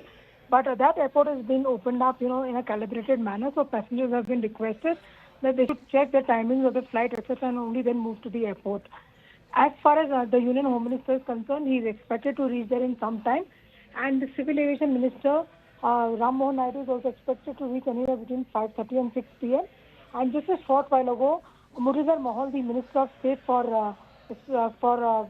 Civil Aviation, along with all the DGC officials, along with the Civil Aviation Secretary, Mrs. Samir Sinha, they are all on board, so they should also be landing in Ahmedabad in a couple of hours as well.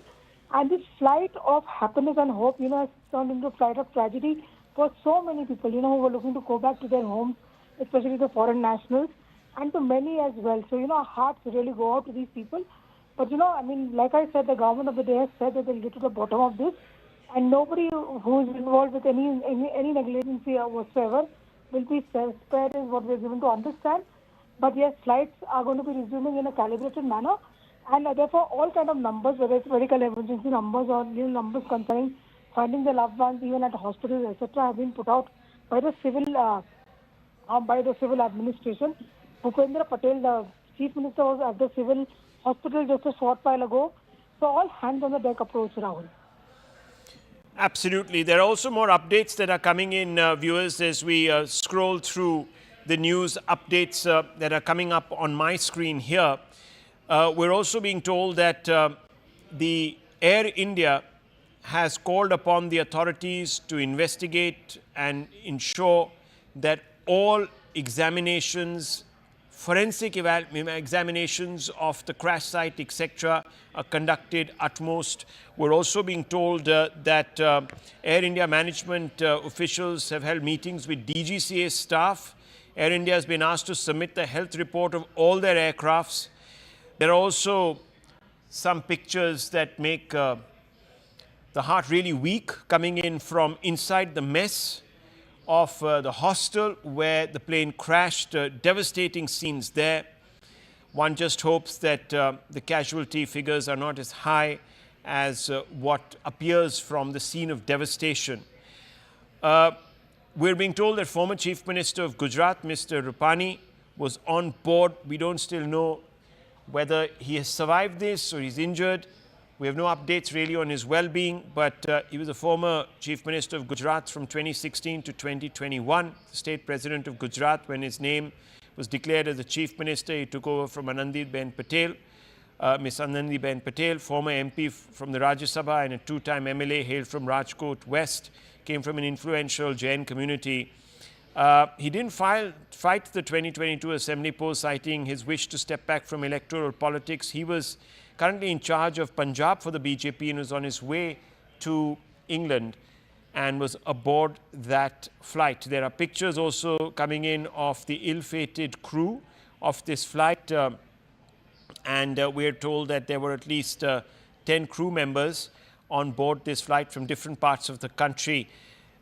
Many leaders, many countries are extending commiserations, shock at the events. Remember, this is the first time in recorded history that the Dreamliner has gone down. Very, very reliable aircraft. Many people are convinced that this aircraft could not have suffered the failures that are being attributed to it. But viewers, as we know, one can't give in to speculation. This is an extremely sensitive situation right now, and therefore one cannot hazard any information on what could have gone wrong in a speculative way. There are, we're being told now, no survivors of this crash, but we are going to not take that at face value till the authorities come out and give us some sort of a confirmation. But Payal, it does seem that the outlook is not good. Okay, we don't have Payal. We're going to go back to Payal in just a few moments. But hotline numbers have been set up for people to check in and find out on the state of affairs and, of course, on their own relatives. We're being told that there were 53 British nationals, 7 Portuguese, and 1 Canadian on board this Air India flight. 169 Indian nationals were on board. It was a flight that was almost full, Ahmedabad-London flight, and at this time of the year, viewers, there is huge traffic between the two destinations, given the fact that this is a peak holiday season. I want to go straight across to Anvit. Anvit, a lot of people heading out to London on this particular flight. We're getting some details. We're being told unofficially that the possibility of survivors is very slim. What's the update that you're getting? Yeah, certainly, you see, Rahul, that toll is what we are being unofficially confirmed by the sources on ground. It is being said that it has already been counted up to 150, and it certainly is unfortunately expected to only rise from here, because the kind of incident it was, and we initially also saw how the plane went up in flames. It clearly was indicative of the fact that the number of casualties and fatalities would certainly be high. Not just those in the plane, but also on ground. The collateral damage that it has caused, because it was a heavily residential area, and the building in which the plane has crashed, which was the doctor's hostel, that also, from there also, a number of occupants had to be rushed to medical facilities, and deaths have been reported from there as well. So ground damage certainly is there, but all what we are being told by the officials who are in this rescue operation, that number of survivors is really really bleak as what we are getting from the ground. Also, because the incident that this is, and what we are being told by the experts, is that the two major chances that this incident took place. One is dual engine failure, which could be one reason could be power outage, or another reason could also be bird ingestion. But it is also being said that it's very unlikely that bird ingestion would cause both engines to go down. Another reason what we're learning is could be control jamming, which is also a subject matter of investigation, and the AIB will now take over the investigation as their teams are already on ground, and investigation in this manner will also be done. But what we are learning from the ground is, yes, that the fatalities have increased to more than 150, and chances of any survivors are really, really bleak, which is unfortunate. Well, that is very, very sad news, if true. We're going to hold back on giving you those numbers because we don't have confirmation from official sources, and CNN News 18 will not report casualty figures, even speculate on casualty figures, given the fact that this would be extremely traumatic. That's the moment of crash, viewers. You can see that the plane lost its ability to lift off. Even its, as you can see, landing gear had not been retracted. So, moment the plane takes off, it presumably experienced a catastrophic loss of lift, as some of our experts have told us. The pilot had very little time to react, about a minute, in which a mayday call was issued to the ATC. The ATC responded to the mayday call, got no response, looked out and saw a ball of flames engulfing the skyline. And a minute after crash it was, because as you know, our planes do travel at a particular speed, therefore it becomes easy to assess the length that they would have traversed and therefore back calculate the time that they would have spent on air, in air that is. And you can see that ball of flames going up, lighting up the sky and completely overshadowing the afterground, and that is because this plane was laden with ATF. It had just been refueled. It's taking off. It had come in from Delhi, we are told, landed in Ahmedabad, was obviously surveilled for and examined for any technical issues, maintenance, etc. The plane then crashes into a building. The building is part of a medical establishment, and the exact building it crashes into is a canteen. And lunch hour was on, it was in the middle of lunch hour, and parts of the fuselage and debris from the plane lying, littering this particular building. And you can see that the tail section of this building is sticking out. Tail section of the plane is sticking out of the building, and inside we're told there were several doctors who were undergoing training, and those people have been injured. Some of them might not have made it out. There are, of course, more visuals of the debris on fire in the immediate aftermath. You can see the ground scorched, trees, just about anything within the perimeter of the crash site reduced to ash, carbon. You can see those pictures. Part of the building also engulfed in ATF, singed and covered in soot. Complete devastation.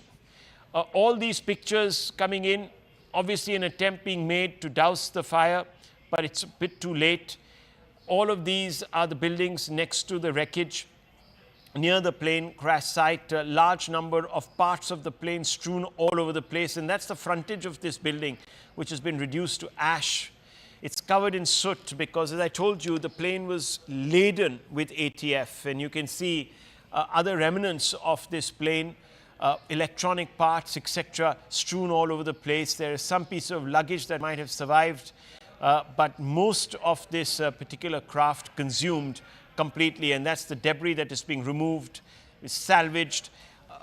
Obviously, there would be a desperate search for the black box, because that needs to be taken and examined to determine what could have gone wrong. Right now, no use speculating on it beyond the fact that the plane suffered a catastrophic loss of lift. Now, what that was due to, we don't know. Was it engine failure? Was it a bird hit? We have no clue. And these are survivors who are being rushed to hospitals. We don't quite know if these are passengers or if these were people on the ground or they were the young doctors. Let's go back to Anvit. Anvit, these people who are being wheeled into the hospital, do we have any clarity on who they are? What's the nature of their injuries, etc.? Okay, we don't quite have him, but there is a lot of grief, a lot of shock on the ground, and you can see that being reflected on the faces of some of those people who were witnesses. It must have been very, very traumatic, not just for those who came and bid their loved ones farewell, but also those in England who were expecting their loved ones to land in the next 11 hours or so. These scenes, viewers, are extremely unfortunate. This particular brand of aircraft, the Dreamliner, has not in its history suffered a crash. And we can tell you that Boeing shares are crashing right now across the globe because, once again, there are questions being asked of the company. Boeing has had its issues. It was caught up in a lot of issues related to its operations, etc. There have been many strikes within Boeing, talking about corners being cut, etc., etc. I don't want to go there because that's a whole different can of worms, might even be unrelated totally to the aircraft they produce, because the aircraft has performed extremely well, known for being very, very dependable and extremely efficient, and therefore a large number of these prototypes were sold. More than 1,000 have been sold since the Dreamliner, this particular Dreamliner, was brought into service and incepted and inceptualized. So there you have it, viewers. These are the pictures coming from all the parts of the city. Ahmedabad right now is caught in the grip of this crisis, and heart goes out to those who were expecting or are expecting the kith and the kin of these passengers. We're expecting for them to have a safe flight. Let me go across to Anvit. Anvit, what is the latest coming in on perhaps the preliminary estimations as to what might have gone wrong? Any more details about the circumstances under which this flight took off? Anvit, can you hear me? Okay, Anvit, can you hear me? Are you there with us? Flight AI 171 Ahmedabad to London, reportedly carrying 242 passengers. Troops of Srinagar involved in rescue operations. More details, of course, waited on casualty figures, but we're told that the prognosis is not too bright, that many people would have perished in this. The details, of course, to the left of your screens. Anvit, if you're there, can you hear me? Yes. Yes, sir. What are the details we have? We know for sure that the Dreamliner, this particular make of the Dreamliner, has never had a crash. And it's the first crash anywhere in the world of a Dreamliner, of 787 Dreamliner. It had a call sign VTANB, was the 26th to have been purchased by Air India. These are numbers, of course. Data don't tell the entire story. What are you learning from your sources? Certainly, see, like you rightly pointed out, that Dreamliner and Boeing 787s do not have a history of such incidents, and since their introduction in probably 2011, this is the first Boeing 787 Dreamliner that is reportedly crashed or met with a mishap that we are reporting on. And if we talk about the situation on ground, visuals are really scary. Death toll has already crossed what unofficial figures are, around 150. And the sources that are on ground are reporting that it is likely to grow because the kind of incident it was, and how we have the visuals we've been playing out for our audiences, that how the plane as it crashed, it went up in flames, and the chances of survival of any passenger that was on board are bleak, is what the officials are saying. However, it has not been officially confirmed that all on board are dead. It's not confirmed yet. Some have been rushed to medical facilities. It is awaited to know that if they will be recuperated from the condition they were recovered in or not. Also, other than those who were on board, 242, including crew and captain, other than that, the building in which the plane crashed, it also had a number of occupants, and more than 50 of them had to be rushed to medical facilities. There could be, certainly there is chances of survivors because the plane crashed over that building, and there could be survivors in that, but yes, certain deaths are also being reported from there. Amidst all this, Ahmedabad airport has also put out a tweet saying that the airport is now operational. It had been initially shut following the incident. The airport had been shut for operations, and now it has been opened for operations also. If we talk about the details of the incident that took place, the initial details that we had got, revisiting those details, the flight had taken off at 1:39 from Ahmedabad. It was bound for Gatwick near London, and the accident took place immediately, just right 8 to 10 minutes after the takeoff. We are told actually it took place within 60 seconds, actually, a minute and a half. It wasn't 8 to 10 minutes. It was just within a minute. So I just want to quickly come in there. Anuj, just stay on with me. I have some reactions to play out. MLA Darshana Vaghela said that, quote, I was in my office nearby when the plane crashed and there was a loud thud. The flats of the doctors have been damaged. The rescue operation will continue, unquote. This is ANI quoting her. ANI also put out the reaction of an individual. He said, and I quote, my son had gone to the hostel during lunch break and the plane crashed there. My son is safe and I have spoken to him. He jumped from the second floor, so he suffered some injuries, says Ramila, who reached the civil hospital in Ahmedabad. So clearly a parent, very worried parent. Now, Anvit, what about those people who found themselves on the ground but in the direct line of the crashed plane? See, the incident was completely unforeseen, and when this happened, it certainly raised panic among those who were on ground. Some people had caught this incident on their phones, and they have recorded how the plane went down and the flight path as it was declining on its flight path. That has been recorded. Some videos we have played also on scene. But yes, there certainly was panic when visuals were coming on from on ground. We also saw how locals had gathered. The hundreds of people had gathered at the crash site, which also was another challenge for the first responders, be it the police, the firefighters, disaster management authorities, or the paramedics and ambulances. That also was a challenge, and many people had gathered. Okay. But that is also Anvit, just hold your thoughts. That is the Gujarat Chief Minister, who has just emerged from the hospital after visiting those that were taken there. And we showed you pictures of people being wheeled into hospital about an hour and a half back. One just hopes that the prognosis from the hospital is not as full of foreboding as what we're being told by our sources. And on the right, you can see that's the mess that has been reduced to ashes there. Parts of the plane, this is the tail of the plane crashing into the roof section of this cafe, bringing the roof down. An eyewitness has been quoted as having saying that after my office 200 meters from here, as soon as I stepped out of the office, I heard a very loud noise and smoke filled the area. Suddenly a commotion broke out here, and then we saw that this incident had occurred. When I reached the spot, I saw debris scattered here. There was a fire and smoke was billowing here. Nothing was visible. We then came to know that the wings of the aircraft fell here and that an aircraft crashed. We don't know about the casualties, but there is a building here where doctors reside. And that's the building that we were talking about, viewers, out of which is sticking out the tail of the plane in a rather ominous way. Now let's play out some eyewitness depositions.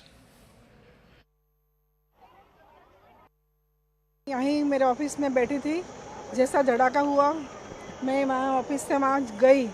बहुत बड़ा plane crash हुआ था, तो बहुत धुआं और आग लगी थी। जो डॉक्टर्स के फ्लैट थे उनको बहुत डैमेज हुए हैं, और उसमें से कितने डॉक्टरों को हमने निकाला है, लोकल कार्यकर्ता और सब मिलके। बाद में जो प्लेन में से निकाले हैं वो लोग भी बहुत बड़ी दुखद दुर्घटना, बहुत कितने लोगों की मौत, कुछ अभी कोई अंदाजा नहीं लग रहा है। रहने वालों को भी बहुत नुकसान हुआ है। हमारी बहन जा रही थी लंदन, 1 बजे जा रही थी, 1:10 की फ्लाइट थी और जा रही थी लंदन। लंदन जाने से पहले ही क्रैश हो गया प्लेन। मेरी सारी था वो खम्बिसर थी और लंदन जा रही थी। हाँ, फिर बस वो 1 घंटे में समाचार आ गया है, प्लेन क्रैश हो गया है, इसलिए मैं वापस अहमदाबाद से बाहर निकल गया था, तो वापस आए सील में आ गया। अभी कुछ भी समाचार नहीं मिला है अभी तक। यहाँ पे जो ऑफिस से बाहर निकला तो मैंने देखा कि जोर से आवाज़ आया विंग्स का, फिर पूरा धुआं भर गया। लोग यहाँ से भगदड़ मची, उसके बाद आके देख रहे थे ये हादसा की स्थिति है। अच्छा, तो आप यहाँ पर पहले आए तो आपने क्या देखा? आने के बाद देखा कि पूरा मलबा बिखरा हुआ, आग लगी है, पूरा धुआं गुब्बारा है, कुछ भी दिखाई नहीं दे रहा, समझ में नहीं आ पा रहा था क्या है। उसके बाद पता चला कि ये विंग्स गिरा हुआ है, फ्लाइट वो किया, फिर प्रशासन ने चारों तरफ से घेर लिया। कितने बजे हुआ तकरीबन तकरीबन ये हादसा कुछ समय बता लगभग 45 मिनट पहले हादसा हुआ. Viewers, everyone expressing shock and pretty much confirming the sequence of events there. The plane takes off within a minute.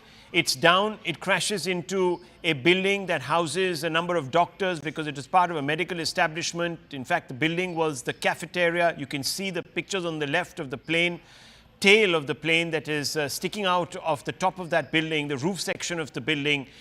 Below, those are the pictures from within the building. A lot of material there reduced to dust, burnt to smithereens. Anvinit is with us.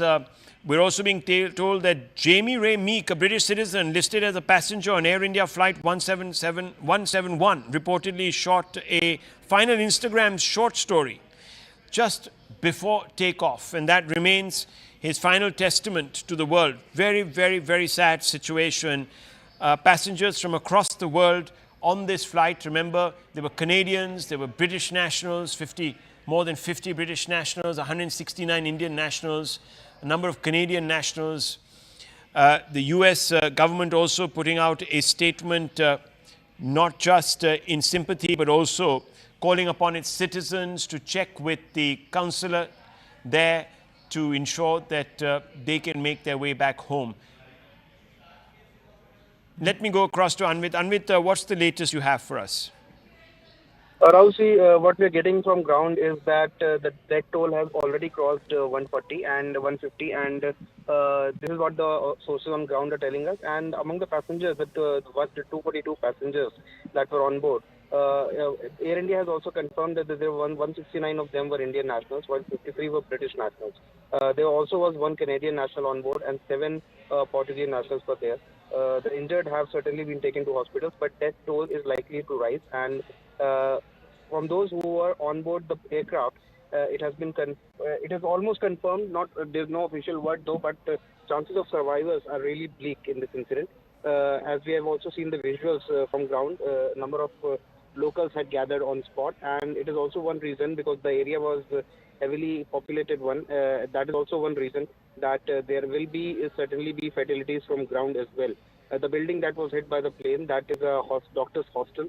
Many of the occupants of the building have also been rushed to medical facilities, and there certain deaths have also been reported. The exact numbers are not still out, but it is expected that agencies certainly will be putting out the numbers soon. The police is expected to give out the numbers soon, but so far, even now, hours after the incident, focus is on rescue because many people who are under the debris, who are in the building, they are being taken out. They are all being rushed to medical facilities, and soon we'll get the numbers also as to how many have been injured and what are the exact number of fatalities. But what we are learning is that out of 242 people, which includes 2 pilots and 10 cabin crew, number of survivors who were on that plane is really bleak to me. Well, hoping against hope, praying that we get some good news, viewers. What a terrible tragedy to grip the nation. Shocked, many people shocked. Reactions coming from across the world, from pretty much every global leader commiserating with the Indian authorities, with the Indian government and the people of our country. Let me go across to Payal. Payal, what can you tell us about the news that you're receiving on the investigative front? We know that Civil Aviation Minister and the DGCA Chief and Civil Aviation Secretary are being rushed to Ahmedabad. They're going to probably meet there. There's going to be a forensic inquiry and a probe into all of this. But what are you hearing from government sources? Well, as far as the government is concerned, Rahul, one thing is for sure that it will be a thorough investigation which will be done, because this also involves the unfortunate demise of foreign citizens, and therefore the government of India is extremely sure that there will be no lackluster, attitude at all as far as this is concerned. And therefore, all the investigating agencies concerning this have been lost to the spot. So that it is wait and see how this forensic investigation and other investigation will really follow. And therefore, Civil Aviation Minister Rammohan Naidu is expected to arrive in Ahmedabad anytime now. Union Home Minister, Mr. Amit Shah, who is also the son of the soil, is also reaching Ahmedabad very shortly. And, all the NDRF and other teams are already there in Ahmedabad and helping with the rescue and relief operation. And another flight has taken off from Delhi to Ahmedabad. It consists of officials from the DGCA, consists of the Civil Aviation Secretary also, and Mr. Mahal, who is the Minister of State for Civil Aviation. The Government of India has assured not just the people over here, but also to all the foreign nationals and their countries that a thorough investigation really will be done. It's very difficult at this point in time to point a finger at anybody in particular, given the fact that this is a modernized equipment, it's a modernized flight that had actually taken off from Ahmedabad. And therefore, all efforts will be made to make sure that we get to the bottom of it as well. Right. And there is something that the Government of India has assured. Well, of course, premature viewers to even speculate about the reasons. It's too early in the day to do that. But clearly, there was something very, very wrong that led to this unprecedented tragedy. No Dreamliner has crashed, especially of the 787 Boeing variety, anywhere in the world. India is the first place where this has happened. So obviously, viewers, there's going to be a lot of dismay, and there will also be a huge focus. Muralidhar Mohol, who is the Minister of State for Civil Aviation and Cooperation at the centre, has also spoken on this issue. Hardeep Singh Puri has also spoken on this issue. Let's go straight across to some reactions that we're playing out now. कुछ समय पहले दोपहर को एक दुर्भाग्यपूर्ण घटना घटी है। एयर इंडिया का AI-171 जो अहमदाबाद से लंदन जाने वाला जो फ्लाइट था वो क्रैश हो गया है। उसमें कुल 242 लोग थे, 230 पैसेंजर थे और 12 क्रू मेंबर्स थे। तो वहाँ पे अभी सब राहत का कार्य शुरू है, बचाव का कार्य वहाँ पे शुरू है। हमारे मिनिस्ट्री में भी अभी हमने एक वरिष्ठ अधिकारियों की एक बैठक भी करी है। जांच तो शुरू है, वरिष्ठ लेवल पे हमारी मीटिंग भी अभी यहाँ पे हुई है और वहाँ पे अभी इमरजेंसी में जो बचाव राहत का कार्य चल रहा है उस पर चर्चा हुई है। अभी किसी बात पर बोलना यानी कि कितनी कैजुअलिटी हुई, क्या हुआ, तो उस पर थोड़ा टाइम लगेगा। There's a plane crash. Ahmedabad to London flight ਸੀਗੀ ਸਵੇਰੇ 8 ਵਜੇ ਦਾ ਸਮੇਂ ਸੀਗਾ ਸ਼ਾਇਦ ਐਂਡ ਉਹਦੇ ਚ there's an accident but ਹੁਣ ਉਸ ਦੀ ਜ਼ਿਆਦਾ ਖਬਰ ਮੇਰੇ ਕੋਲ ਨਹੀਂ ਹੈਗੀ। ਅਸੀਂ ਤਾਂ ਇਹੀ ਪ੍ਰਾਰਥਨਾ ਕਰ ਰਹੇ ਹਾਂ ਕਿ ਜਿੰਨੇ all those who were on board should be all right and we should await the news. I don't think one should speculate on that.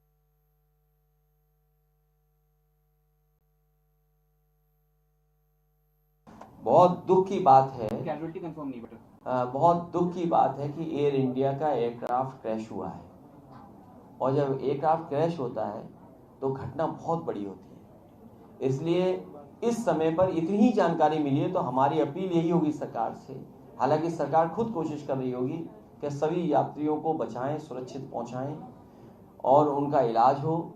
और हमारी भगवान से ये प्रार्थना है कि अगर इतना बड़ा एक्सीडेंट हुआ है तो किसी की जान न गई हो और हमारे पायलट भी सुरक्षित रहे हो।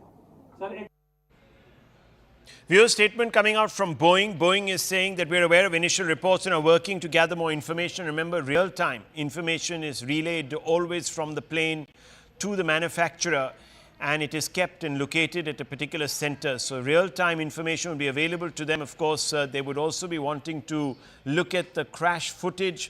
They will also be looking at the black... Anvit is there with us. Yes, so the black box is very, very important. Do we have any idea about whether the black box has been recovered as yet, Anvit? What are you learning? See, right now the operations on ground are focusing on rescue and evacuation, and all the passengers who were on the plane, as well as the casualties that have happened on ground, they need to be evacuated and taken to medical facilities. Even the bodies, the charred bodies that we have seen visuals, they need to be moved to mortuaries and PM will be conducted, and those formalities need to be done. And only after that, see, AIB teams are already on ground, and there will be DGCA officials are also already there, and they are looking into parallel investigations or have also begun into the cause of the probable cause of this crash. It might take some time to retract the black box and get information from it, and the technical data that will be retrieved Based on that, it will be ascertained as to what may have gone wrong, because there are multiple speculations as of now. Also, the last moment communication between the pilot and the ATC before the mayday call was given. If there was any communication, or if there was any communication from the pilot highlighting that there is some issue with the aircraft, that also will be crucial in this investigation. So far, when we have spoken to the experts, they have highlighted two possibilities. One is the way the plane went down and declined on its flight path. One probable cause could be dual engine failure, which is certainly a rare thing to happen, rarest of the rare, in fact. This, however, it is being suspected that there is a birds problem in Ahmedabad. It is also in the Bangalore airport, we have reported in the past. But the menace of birds need to be really huge to bring both engines down. So that is also what makes it a rare happening, and that is one reason why the experts are saying that fuel starvation could be one reason, or fuel contamination could be one reason that why both the engines stopped working mid-air. That is one reason. Another, what they're talking about, is there could be a power outage or control jamming, which is also a possibility that would bring the plane down. So these are the reasons that the AIB will also be looking at, and also the DGCA. Well, can you confirm? Can you confirm, because there are reports, of course, coming out that those are the Minister of Home Affairs. He's taking a flight right now to Ahmedabad. Of course, this area does fall under his constituency, or very near to his constituency, viewers, and he's on his way there. And we know that the Union Home Minister has already expressed his shock at this incident. We also know a senior BJP leader has been caught up in this crash. We're updating inputs on his exact status as of now. He's a former Gujarat Chief Minister. Mr. Rupani was on board that flight. What we are being told right now is that there is a lot of speculation that is going on in different circles about the reasons behind this crash. And many people are looking very closely at the footage. And as we have been pointing out through the afternoon, that when the plane took off, it didn't even have time to retract the landing gear, and suddenly suffers a catastrophic loss of lift, which people don't quite know how it could have been possible. How did it actually happen? Because fundamentally, the Dreamliner has known to be extremely, extremely robust. There have been questions that have been appearing of recent, however, on different aspects of it. Federal Aviation Administration of America had said last year that it was investigating claims made by a Boeing engineer. And there have been, of course, this is well documented. It's been on various Netflix series, etc., who said that sections of the fuselage of the 787 Dreamliner were improperly fastened together and could break apart mid-flight after thousands of trips. Well, no such incident has been reported of recent. And if clearly that was not exactly what happened here, you can see that it's the engines that, or perhaps some other issue with the hydraulics that caused this loss of lift, because certainly no part of the fuselage here has come undone. Otherwise, we would have seen this particular plane unraveling mid-air. Let me go across to Payal. Payal, on the right, pictures of the Union Home Minister leaving for Ahmedabad. Yes, it seems that the Home Minister will arrive in Ahmedabad in a short while from now. And of course, the Civil Aviation Minister also. What we are also learning, Rahul, that the BJP State President for Gujarat and Union Jal Shakti Minister C.R. Patil is also on his way to Gujarat. He has even also been asked to rush to Gujarat. He's also not just the state president, but he's also the union minister. He's the son of the soil as well. He's also been asked to go there and aid in whatever rescue relief operations are required. With the unfortunate news coming forth that, there could hardly be any survivors as far as this crash is really concerned. And obviously, that is something which everybody is waiting to see what has been the cause of this. Because I've been speaking to at least quite a few experts and quite a few union ministers, including former civil aviation ministers, Rahul. And they're very surprised because this is, of course, a modern state-of-the-art aircraft. What really led to this? So nothing is being ruled out as of now. And our colleague Manoj Gupta had just spoken to us a little earlier. And he basically also said that the sabotage angle is also being, looked into over here, with the fact that several national and international passengers were on board as well. And what an unfortunate, episode coming to the fore, not just for those people who are actually on the flight, but also for the building on which this aircraft fell, where, the doctors were having their lunch break as well. And a complete very, very tragic afternoon to speak the least as well. But all hands on the deck approach by the Prime Minister, and therefore multiple ministers are being rushed to the accident site. Well, PIB of India has put out a fact check saying that an old video is being shared on social media linking it to the Ahmedabad plane crash. It shows a view from inside the plane. The video is of a plane crash that happened in Nepal in January 2023. And the PIB says rely only on information from official sources or in mainstream media. For authentic information related to the Ahmedabad crash, contact the helpline number provided by the central government. And that number, of course, is on your screens even as we speak, viewers. So don't, again, get sucked into conspiracy theories. There are many people who are going to talk about a lot of things that might not quite fit the facts once we know them. But as of now, we can tell you that Boeing has issued a statement. So we're in contact with Air India regarding Flight 171 and stand ready to support them. Our thoughts are with the passengers, crew, first responders and all affected. So this is a statement that has been put out by Boeing. There is, of course, a past history where Boeing has been under scrutiny, but has that resulted in this particular incident? One can't say. It's too premature. But what we can tell you, viewers, is that the number of casualties are being estimated to be very high. There is a possibility of very few survivors. That's also what we are being told. Unofficially, of course, we don't have any confirmation of the status of the passengers. But what we can tell you is that there were 12 crew, including 2 very experienced pilots. Indians, passengers were 169, British 53, and passengers from other nationalities 7. You can see on your screens a Portuguese and 1 Canadian. So that made up the entire 242 passenger list, including, of course, the crew. And what we are being told, viewers, is that not many might survive this devastating tragedy. I want to go across to Anvit. Anvit, what's the latest on the casualty figures? What are you picking up? And also, of course, from the ground, we know that there were about 50 to 60 MBBS students that are admitted in hospital. It is being said that they are stable. This is the Federation of All India Medical Association that is putting out these details as per discussions with the president of the RDA BG Medical College Ahmedabad and Vice President FAIMA Dr. Dhaval Gameti. These numbers are being put out. 4 to 5 MBBS students are missing. Hope they're okay. 2-3 are in HDU and ICU, so their situation is quite precarious.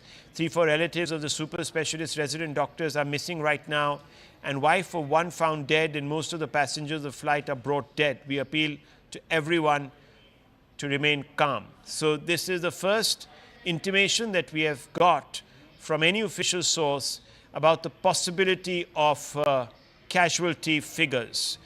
Anvit. Yeah, Rahul, see, the situation on ground is such that some people certainly are missing because the crash, the plane went into a residential area and the buildings have been damaged. The people from ground, many of them are being reported missing. Some are yet to be traced. It is not confirmed whether they are dead or they have been taken to some hospital and they remain unidentified. So these are the problems and the challenges that the first responders and the paramedics and medical experts are facing on ground right now. That is one challenge. Another is that the plane had tons of fuel as it has just taken off and it was bound to go to Gatwick. So it had a huge amount of fuel.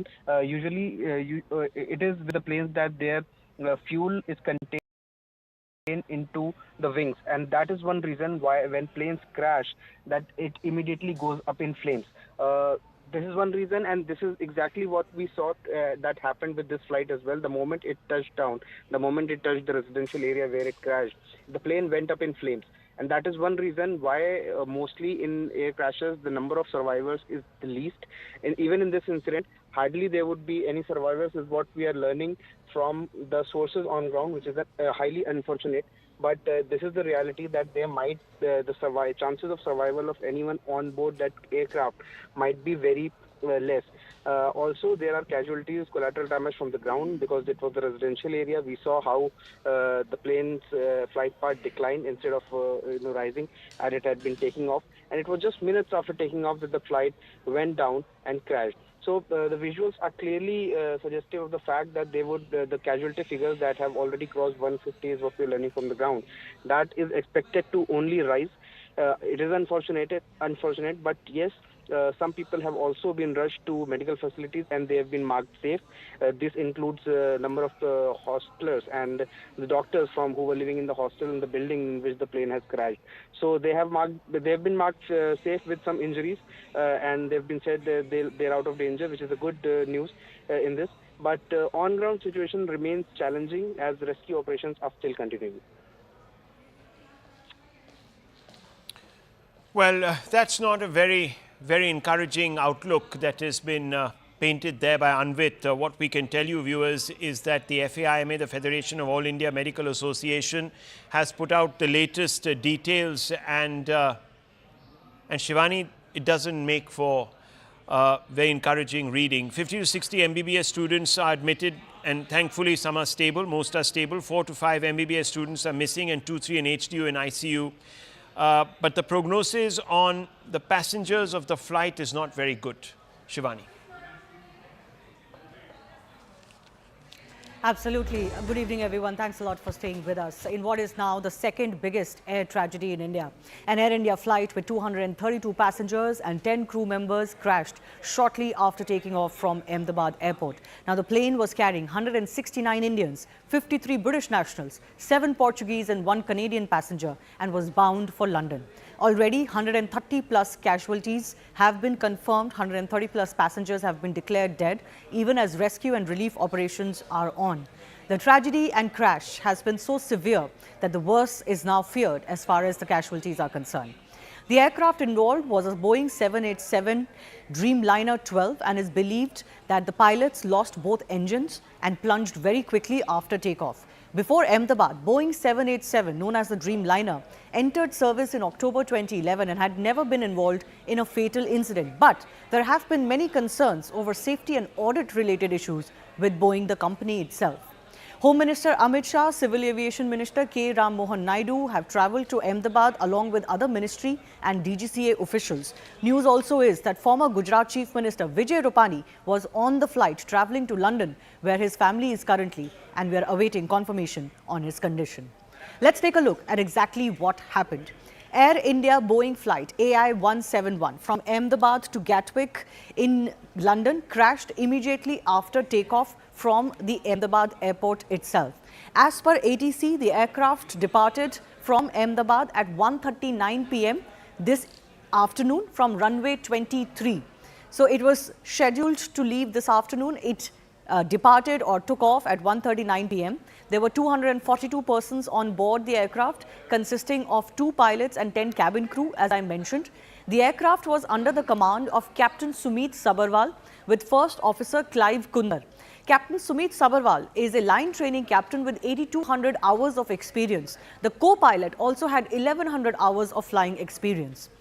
Now, the captains, the crew gave a mayday call to the ATC shortly after its takeoff, but thereafter no response was given by the aircraft to the calls made by the ATC.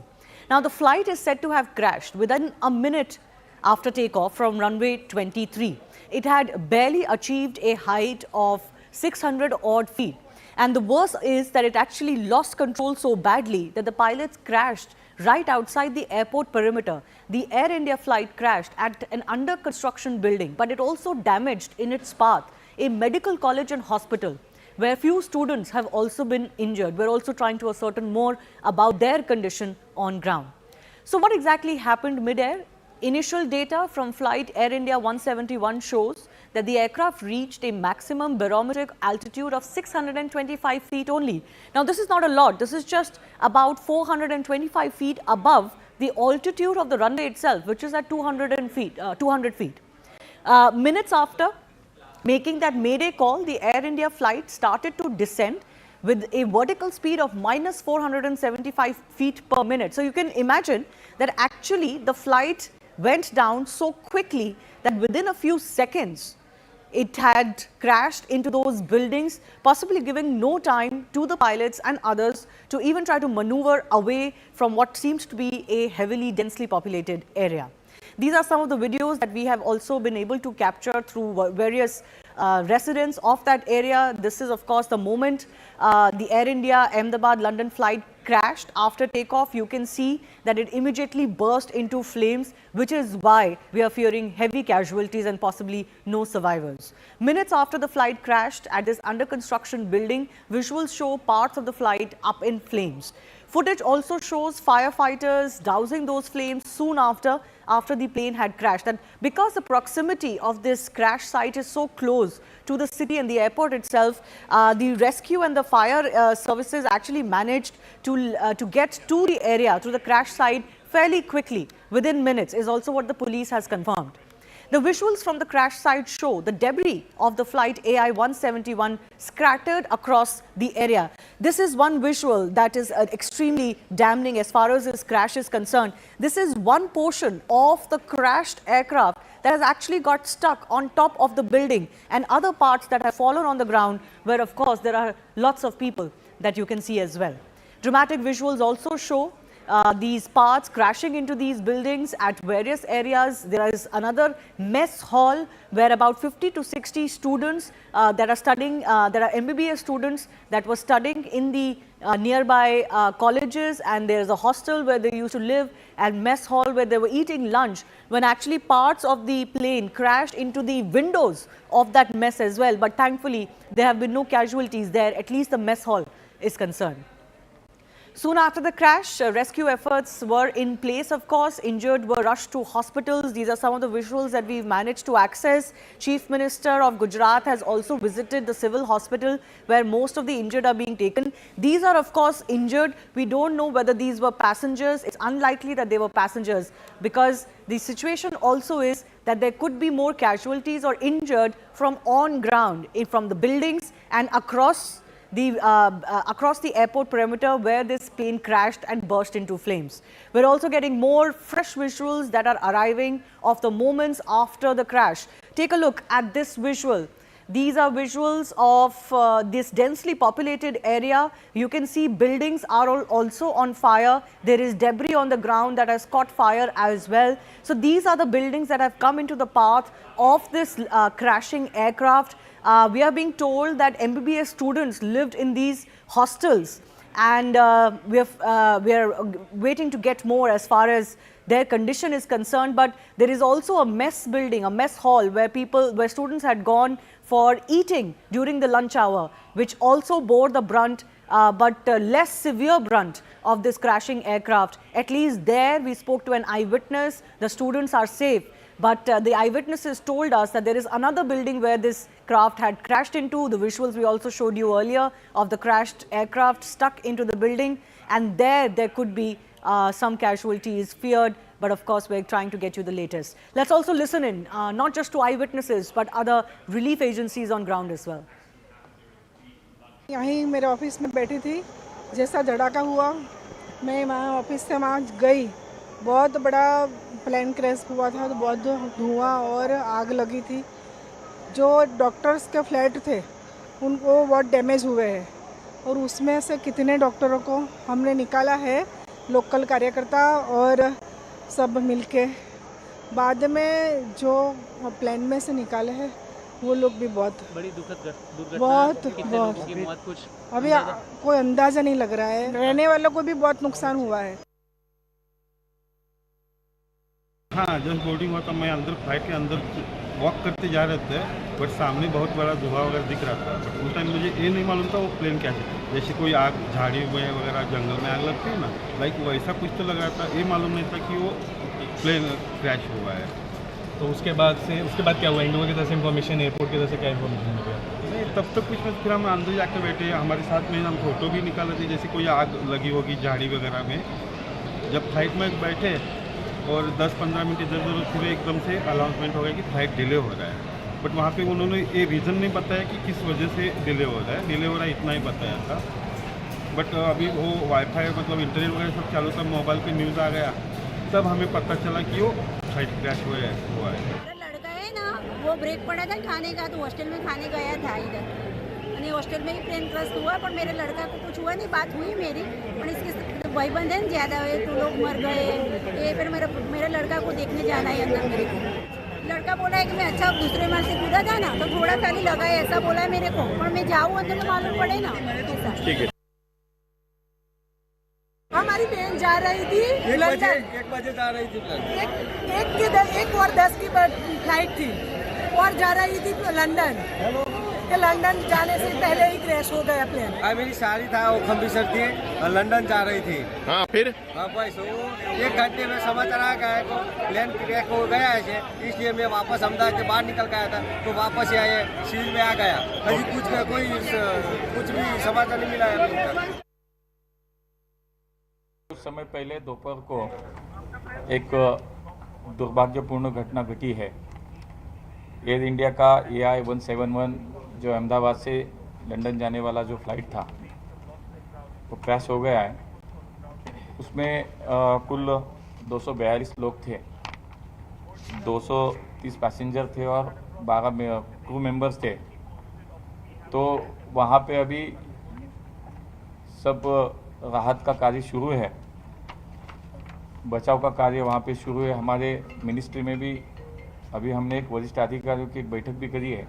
जांच तो शुरू है, वरिष्ठ level पे हमारी meeting भी अभी यहाँ पे हुई है और वहाँ पे अभी इमरजेंसी में जो बचाव राहत का कार्य चल रहा है उस पर चर्चा हुई है।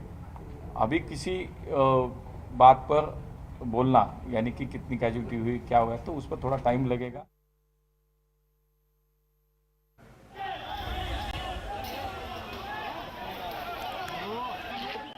Let's go across to some of our experts joining us. Captain C.S. Randhawa is president of Federation of Indian Pilots. He's also served as former general manager of Air India and former deputy chief flight operations inspector at the DGCA. Group captain M.J. Vinod is a former fighter pilot with the Indian Air Force with us.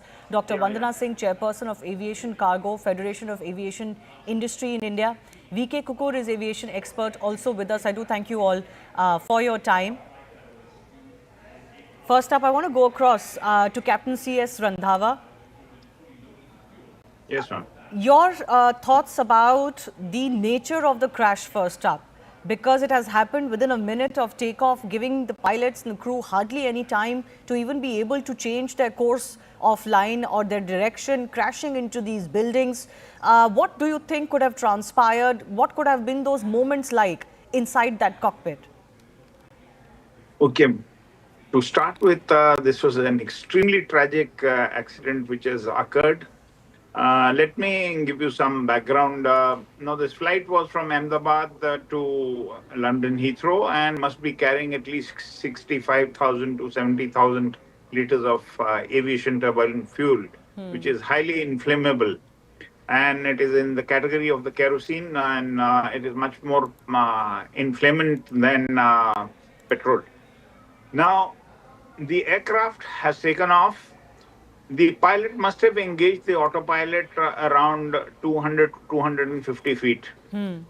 Now, it seems that the aircraft would have been about 500-600 feet when it started descending, which I've seen through the video. And the pilot has given a mayday call. Yes. Normally, the mayday call should succeed with the nature of failure. Supposing I say mayday, mayday, mayday, engine failure, left engine failure or right engine failure or both engine failure. The pilot has not given that. I think must be because the time was too short and the pilot was still thinking that what he has to do. Okay.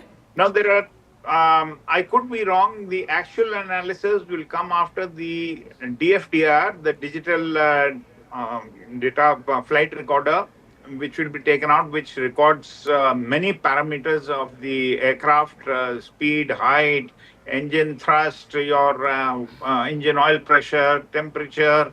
There are various parameters this DFDR, which is called the black box, records. In addition to that, there is a cockpit voice recorder, which has got a recording up to 2.5 hours, and then it starts auto erasing. So these two will be able to tell us during the investigation, which I don't think so, the AAIB, which will be instituted to do this inquiry of the crash, they will take time because even the Boeing company will be involved in, in this investigation. So just hold your thought. Just hold your thought. I'm going to come back to you and our other experts as well. My colleague from News 18 Gujarat, Reporter Maulik Dhamecha is actually joining us from the BJ hospital where this plane crashed. Yes. मौलिक, हमें जरा दिखाइए वहाँ पे किस तरह का damage हुआ है और आपको क्या इन्फॉर्मेशन, क्या जानकारी मिल रही है कि कोई वहाँ पे जो बच्चे थे, जो स्टूडेंट्स थे, उनके क्या हालचाल है?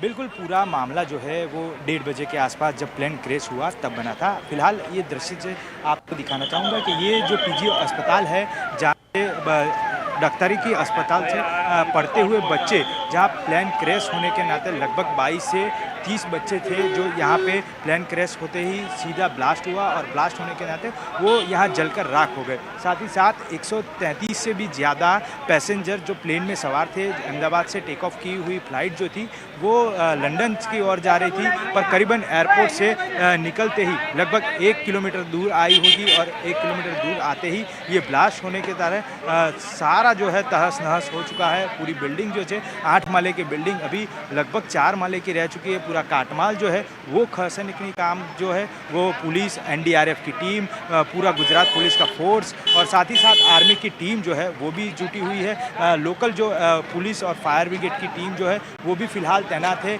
एक जो अस्पताल से निकाले गए जो डॉक्टर की ओर से बोले गए जो मृत लोग हैं उनको यहाँ से PM की ओर ले जाया जा रहा है। माना जा रहा है कि आने वाले समय में और भी जो कई डेड बॉडियाँ जो है वो निकाल के यहाँ से रवाना किए गए। कई सारे बच्चे थे, कई सारे युवा थे जो यहाँ से फ़्लाइट में सवार होते हुए और कई जो आशास्पद युवा जो डॉक्टरी की पढ़ाई करने आए हुए थे और ये प्लेन क्रैश होने के नाते अभी फिलहाल मौत को भेटे हुए। मौलिक जी, मैं आपसे कंफर्म करना चाहती हूँ एक बार और। मौलिक जी, मैं आपसे कंफर्म करना चाहती हूँ एक बार और। आप कह रहे हैं कि 22 से लेके 30 बच्चे जो MBBS की तैयारी कर रहे थे और इस हॉस्टल में रहते थे, उनकी मृत्यु हो गई है, अस्पताल ले जाया जाएगा।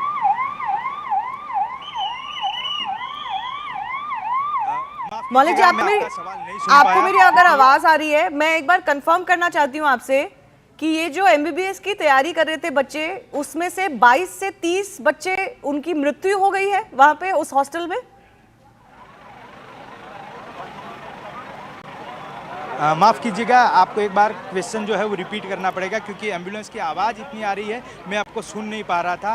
पर फिलहाल एक दृश्य जो है वो आपको दिखाना चाहूँगा कि जो अभी भी फ़िलहाल कई सारे स्वयंसेवक हैं, कई सारे एम्बुलेंस जो है वो यहाँ के लिए काम में जुटी हुई है, कागजात जो है वो निकालने के जुटी हुई है। फिलहाल एक एक करके एम्बुलेंस जो है वो अंदर भेजा जा रहा है और फिलहाल कोई भी अंदर आ ना जा सके, इसीलिए BSF का जो पॉइंट है वो BSF भी यहाँ अंदर जुटा हुआ है।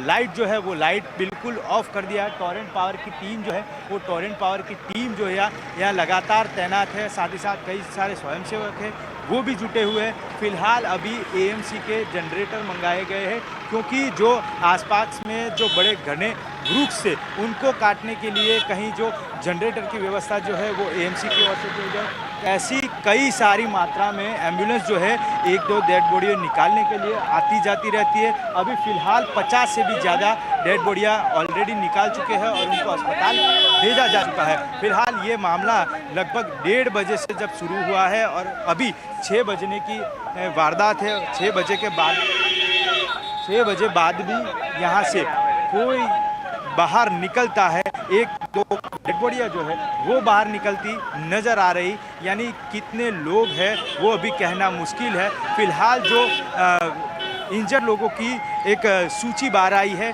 वो इंजर्ड लोगों की सूची में ऐसा जानने मिला है कि लगभग 25 लोग जो है वो फिलहाल इंजर्ड है। उनकी अलग अलग वार्ड में सिविल अस्पताल के अंदर जो है वो सारवार होने जा रही है और बाकी सारे जो लोग हैं उनको यहाँ से डेड बॉडियाँ जो है वो निकाल के आगे की ओर ले जाया जा रहा है। मौलिक जी, अगर आपको मेरी आवाज़ अब आ रही है, आपके आसपास बहुत आवाज़ है एम्बुलेंसेस की, मैं आपसे कंफर्म करना चाहती हूँ कि जो बच्चे इस हॉस्टल में थे उनमें से कितनी की मृत्यु हुई है, जो आपके पास अभी जानकारी है?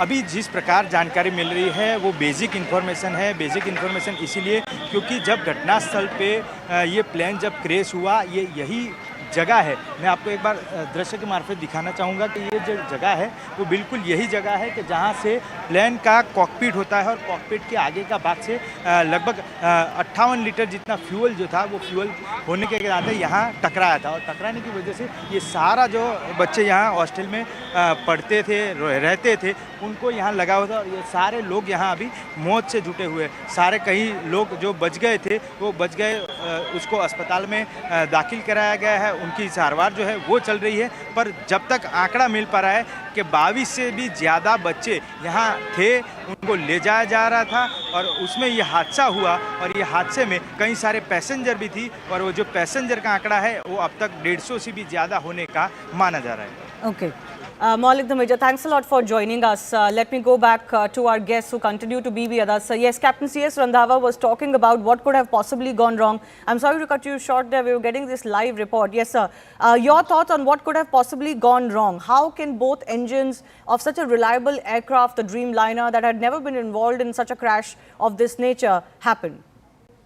See, I said earlier that this could have been due to bird ingestion because Ahmedabad is a known airfield for a lot of bird activity. I have flown there enough number of times, and that was one challenge we used to have about the bird activity at Ahmedabad, even when we used to do training flights. So there could be a possibility that that both engines have flamed out because of bird ingestion. There is a very less possibility that the both engines have failed because of fuel starvation, because there are separate fuel lines going into each engine, and it's unlikely that such a situation has occurred until and unless there is some contamination in the fuel, some water content which was there due to cold soak.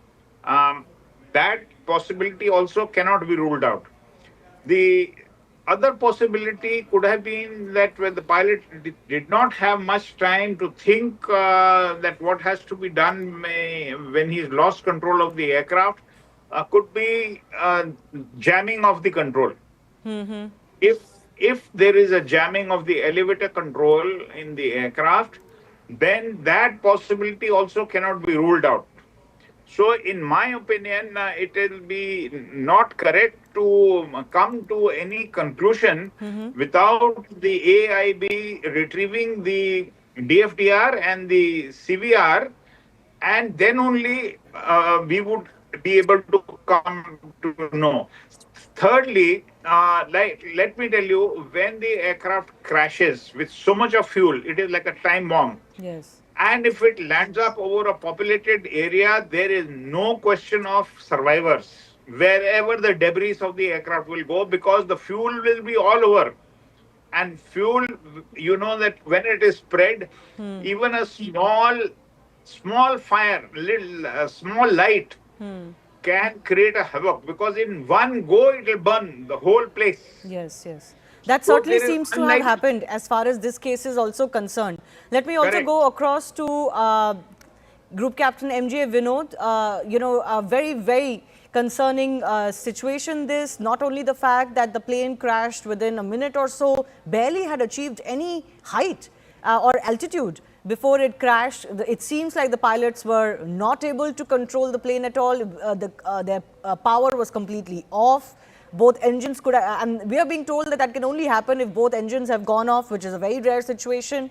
And then, of course, for the plane to have crashed into a residential area, my colleague was just bringing a report there from what is a tragic scene unfolding, which was a hostel for MBBS students who seem to have come in the path of this crashing plane.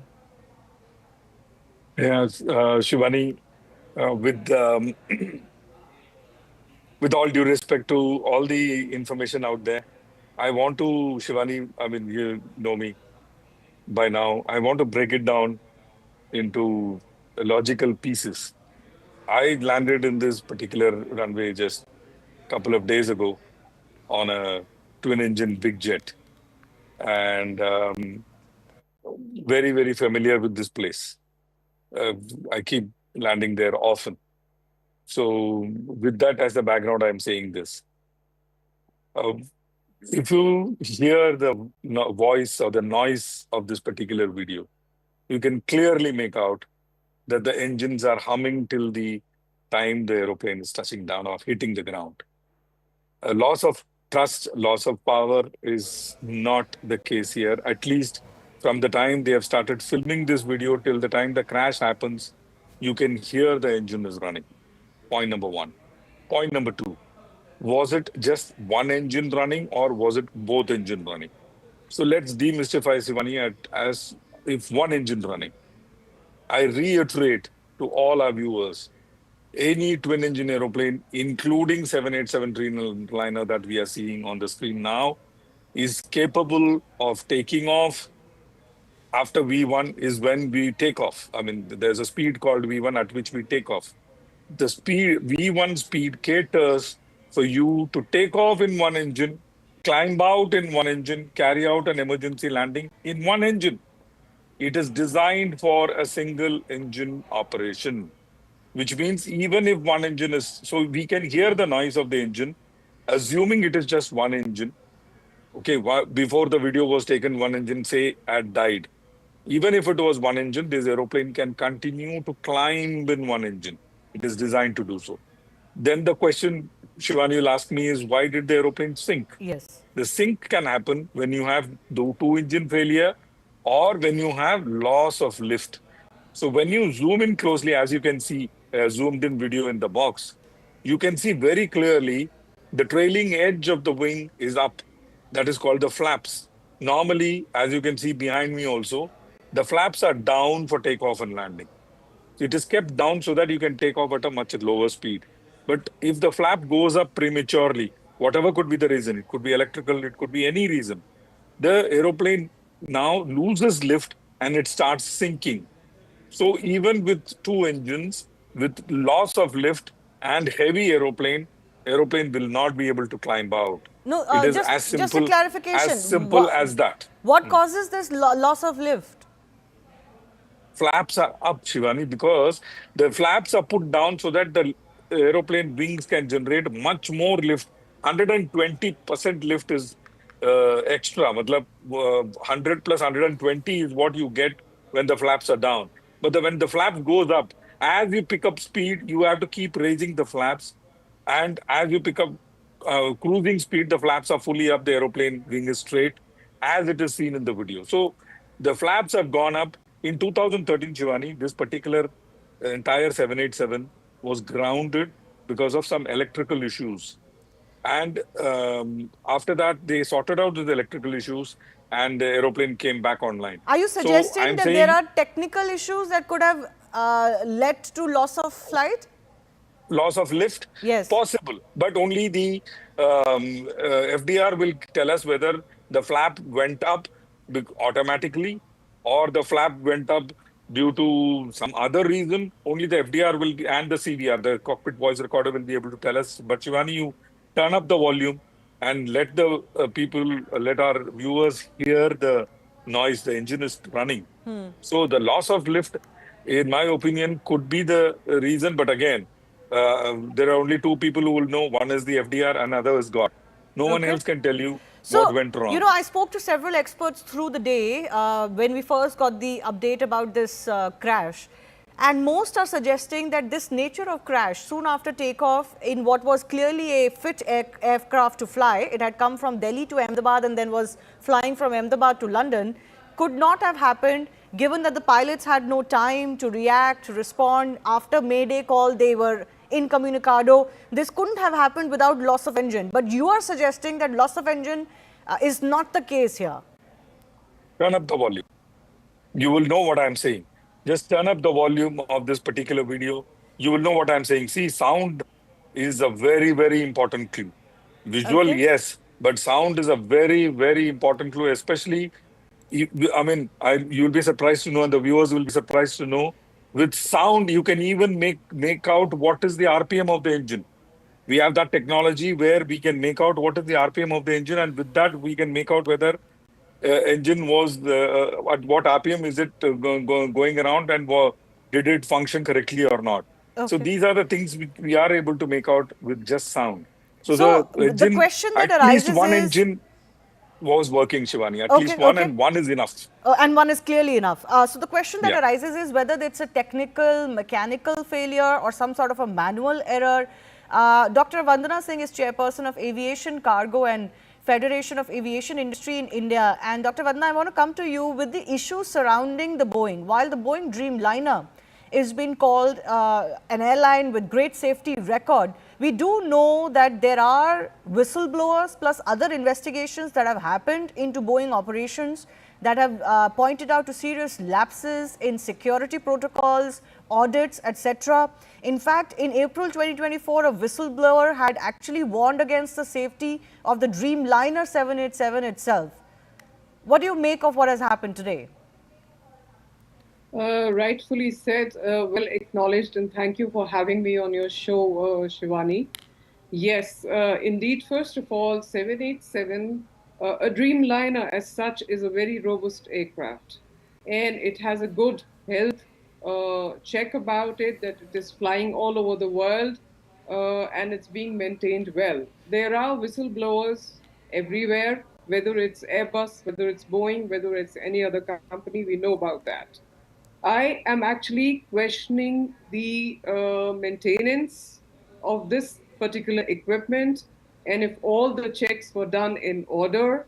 I'm also hearing all about, what could it be? Of course, the flight data, the recorder is going to reveal what it was, but it could have been a massive electrical or a software system failure cause, which means it is causing total FADEC, full authority, digital engine control, meaning complete down. But then if the engines were running, the question is what went wrong? It could be a critical maintenance issue. It could be a weight and volume issue. It could be a misdeclaration on the flight. It could be cargo. It could be something as simple as a lithium battery or dry ice or something which is cargo aircraft only, which is loaded on this equipment. We also see it tail heavy.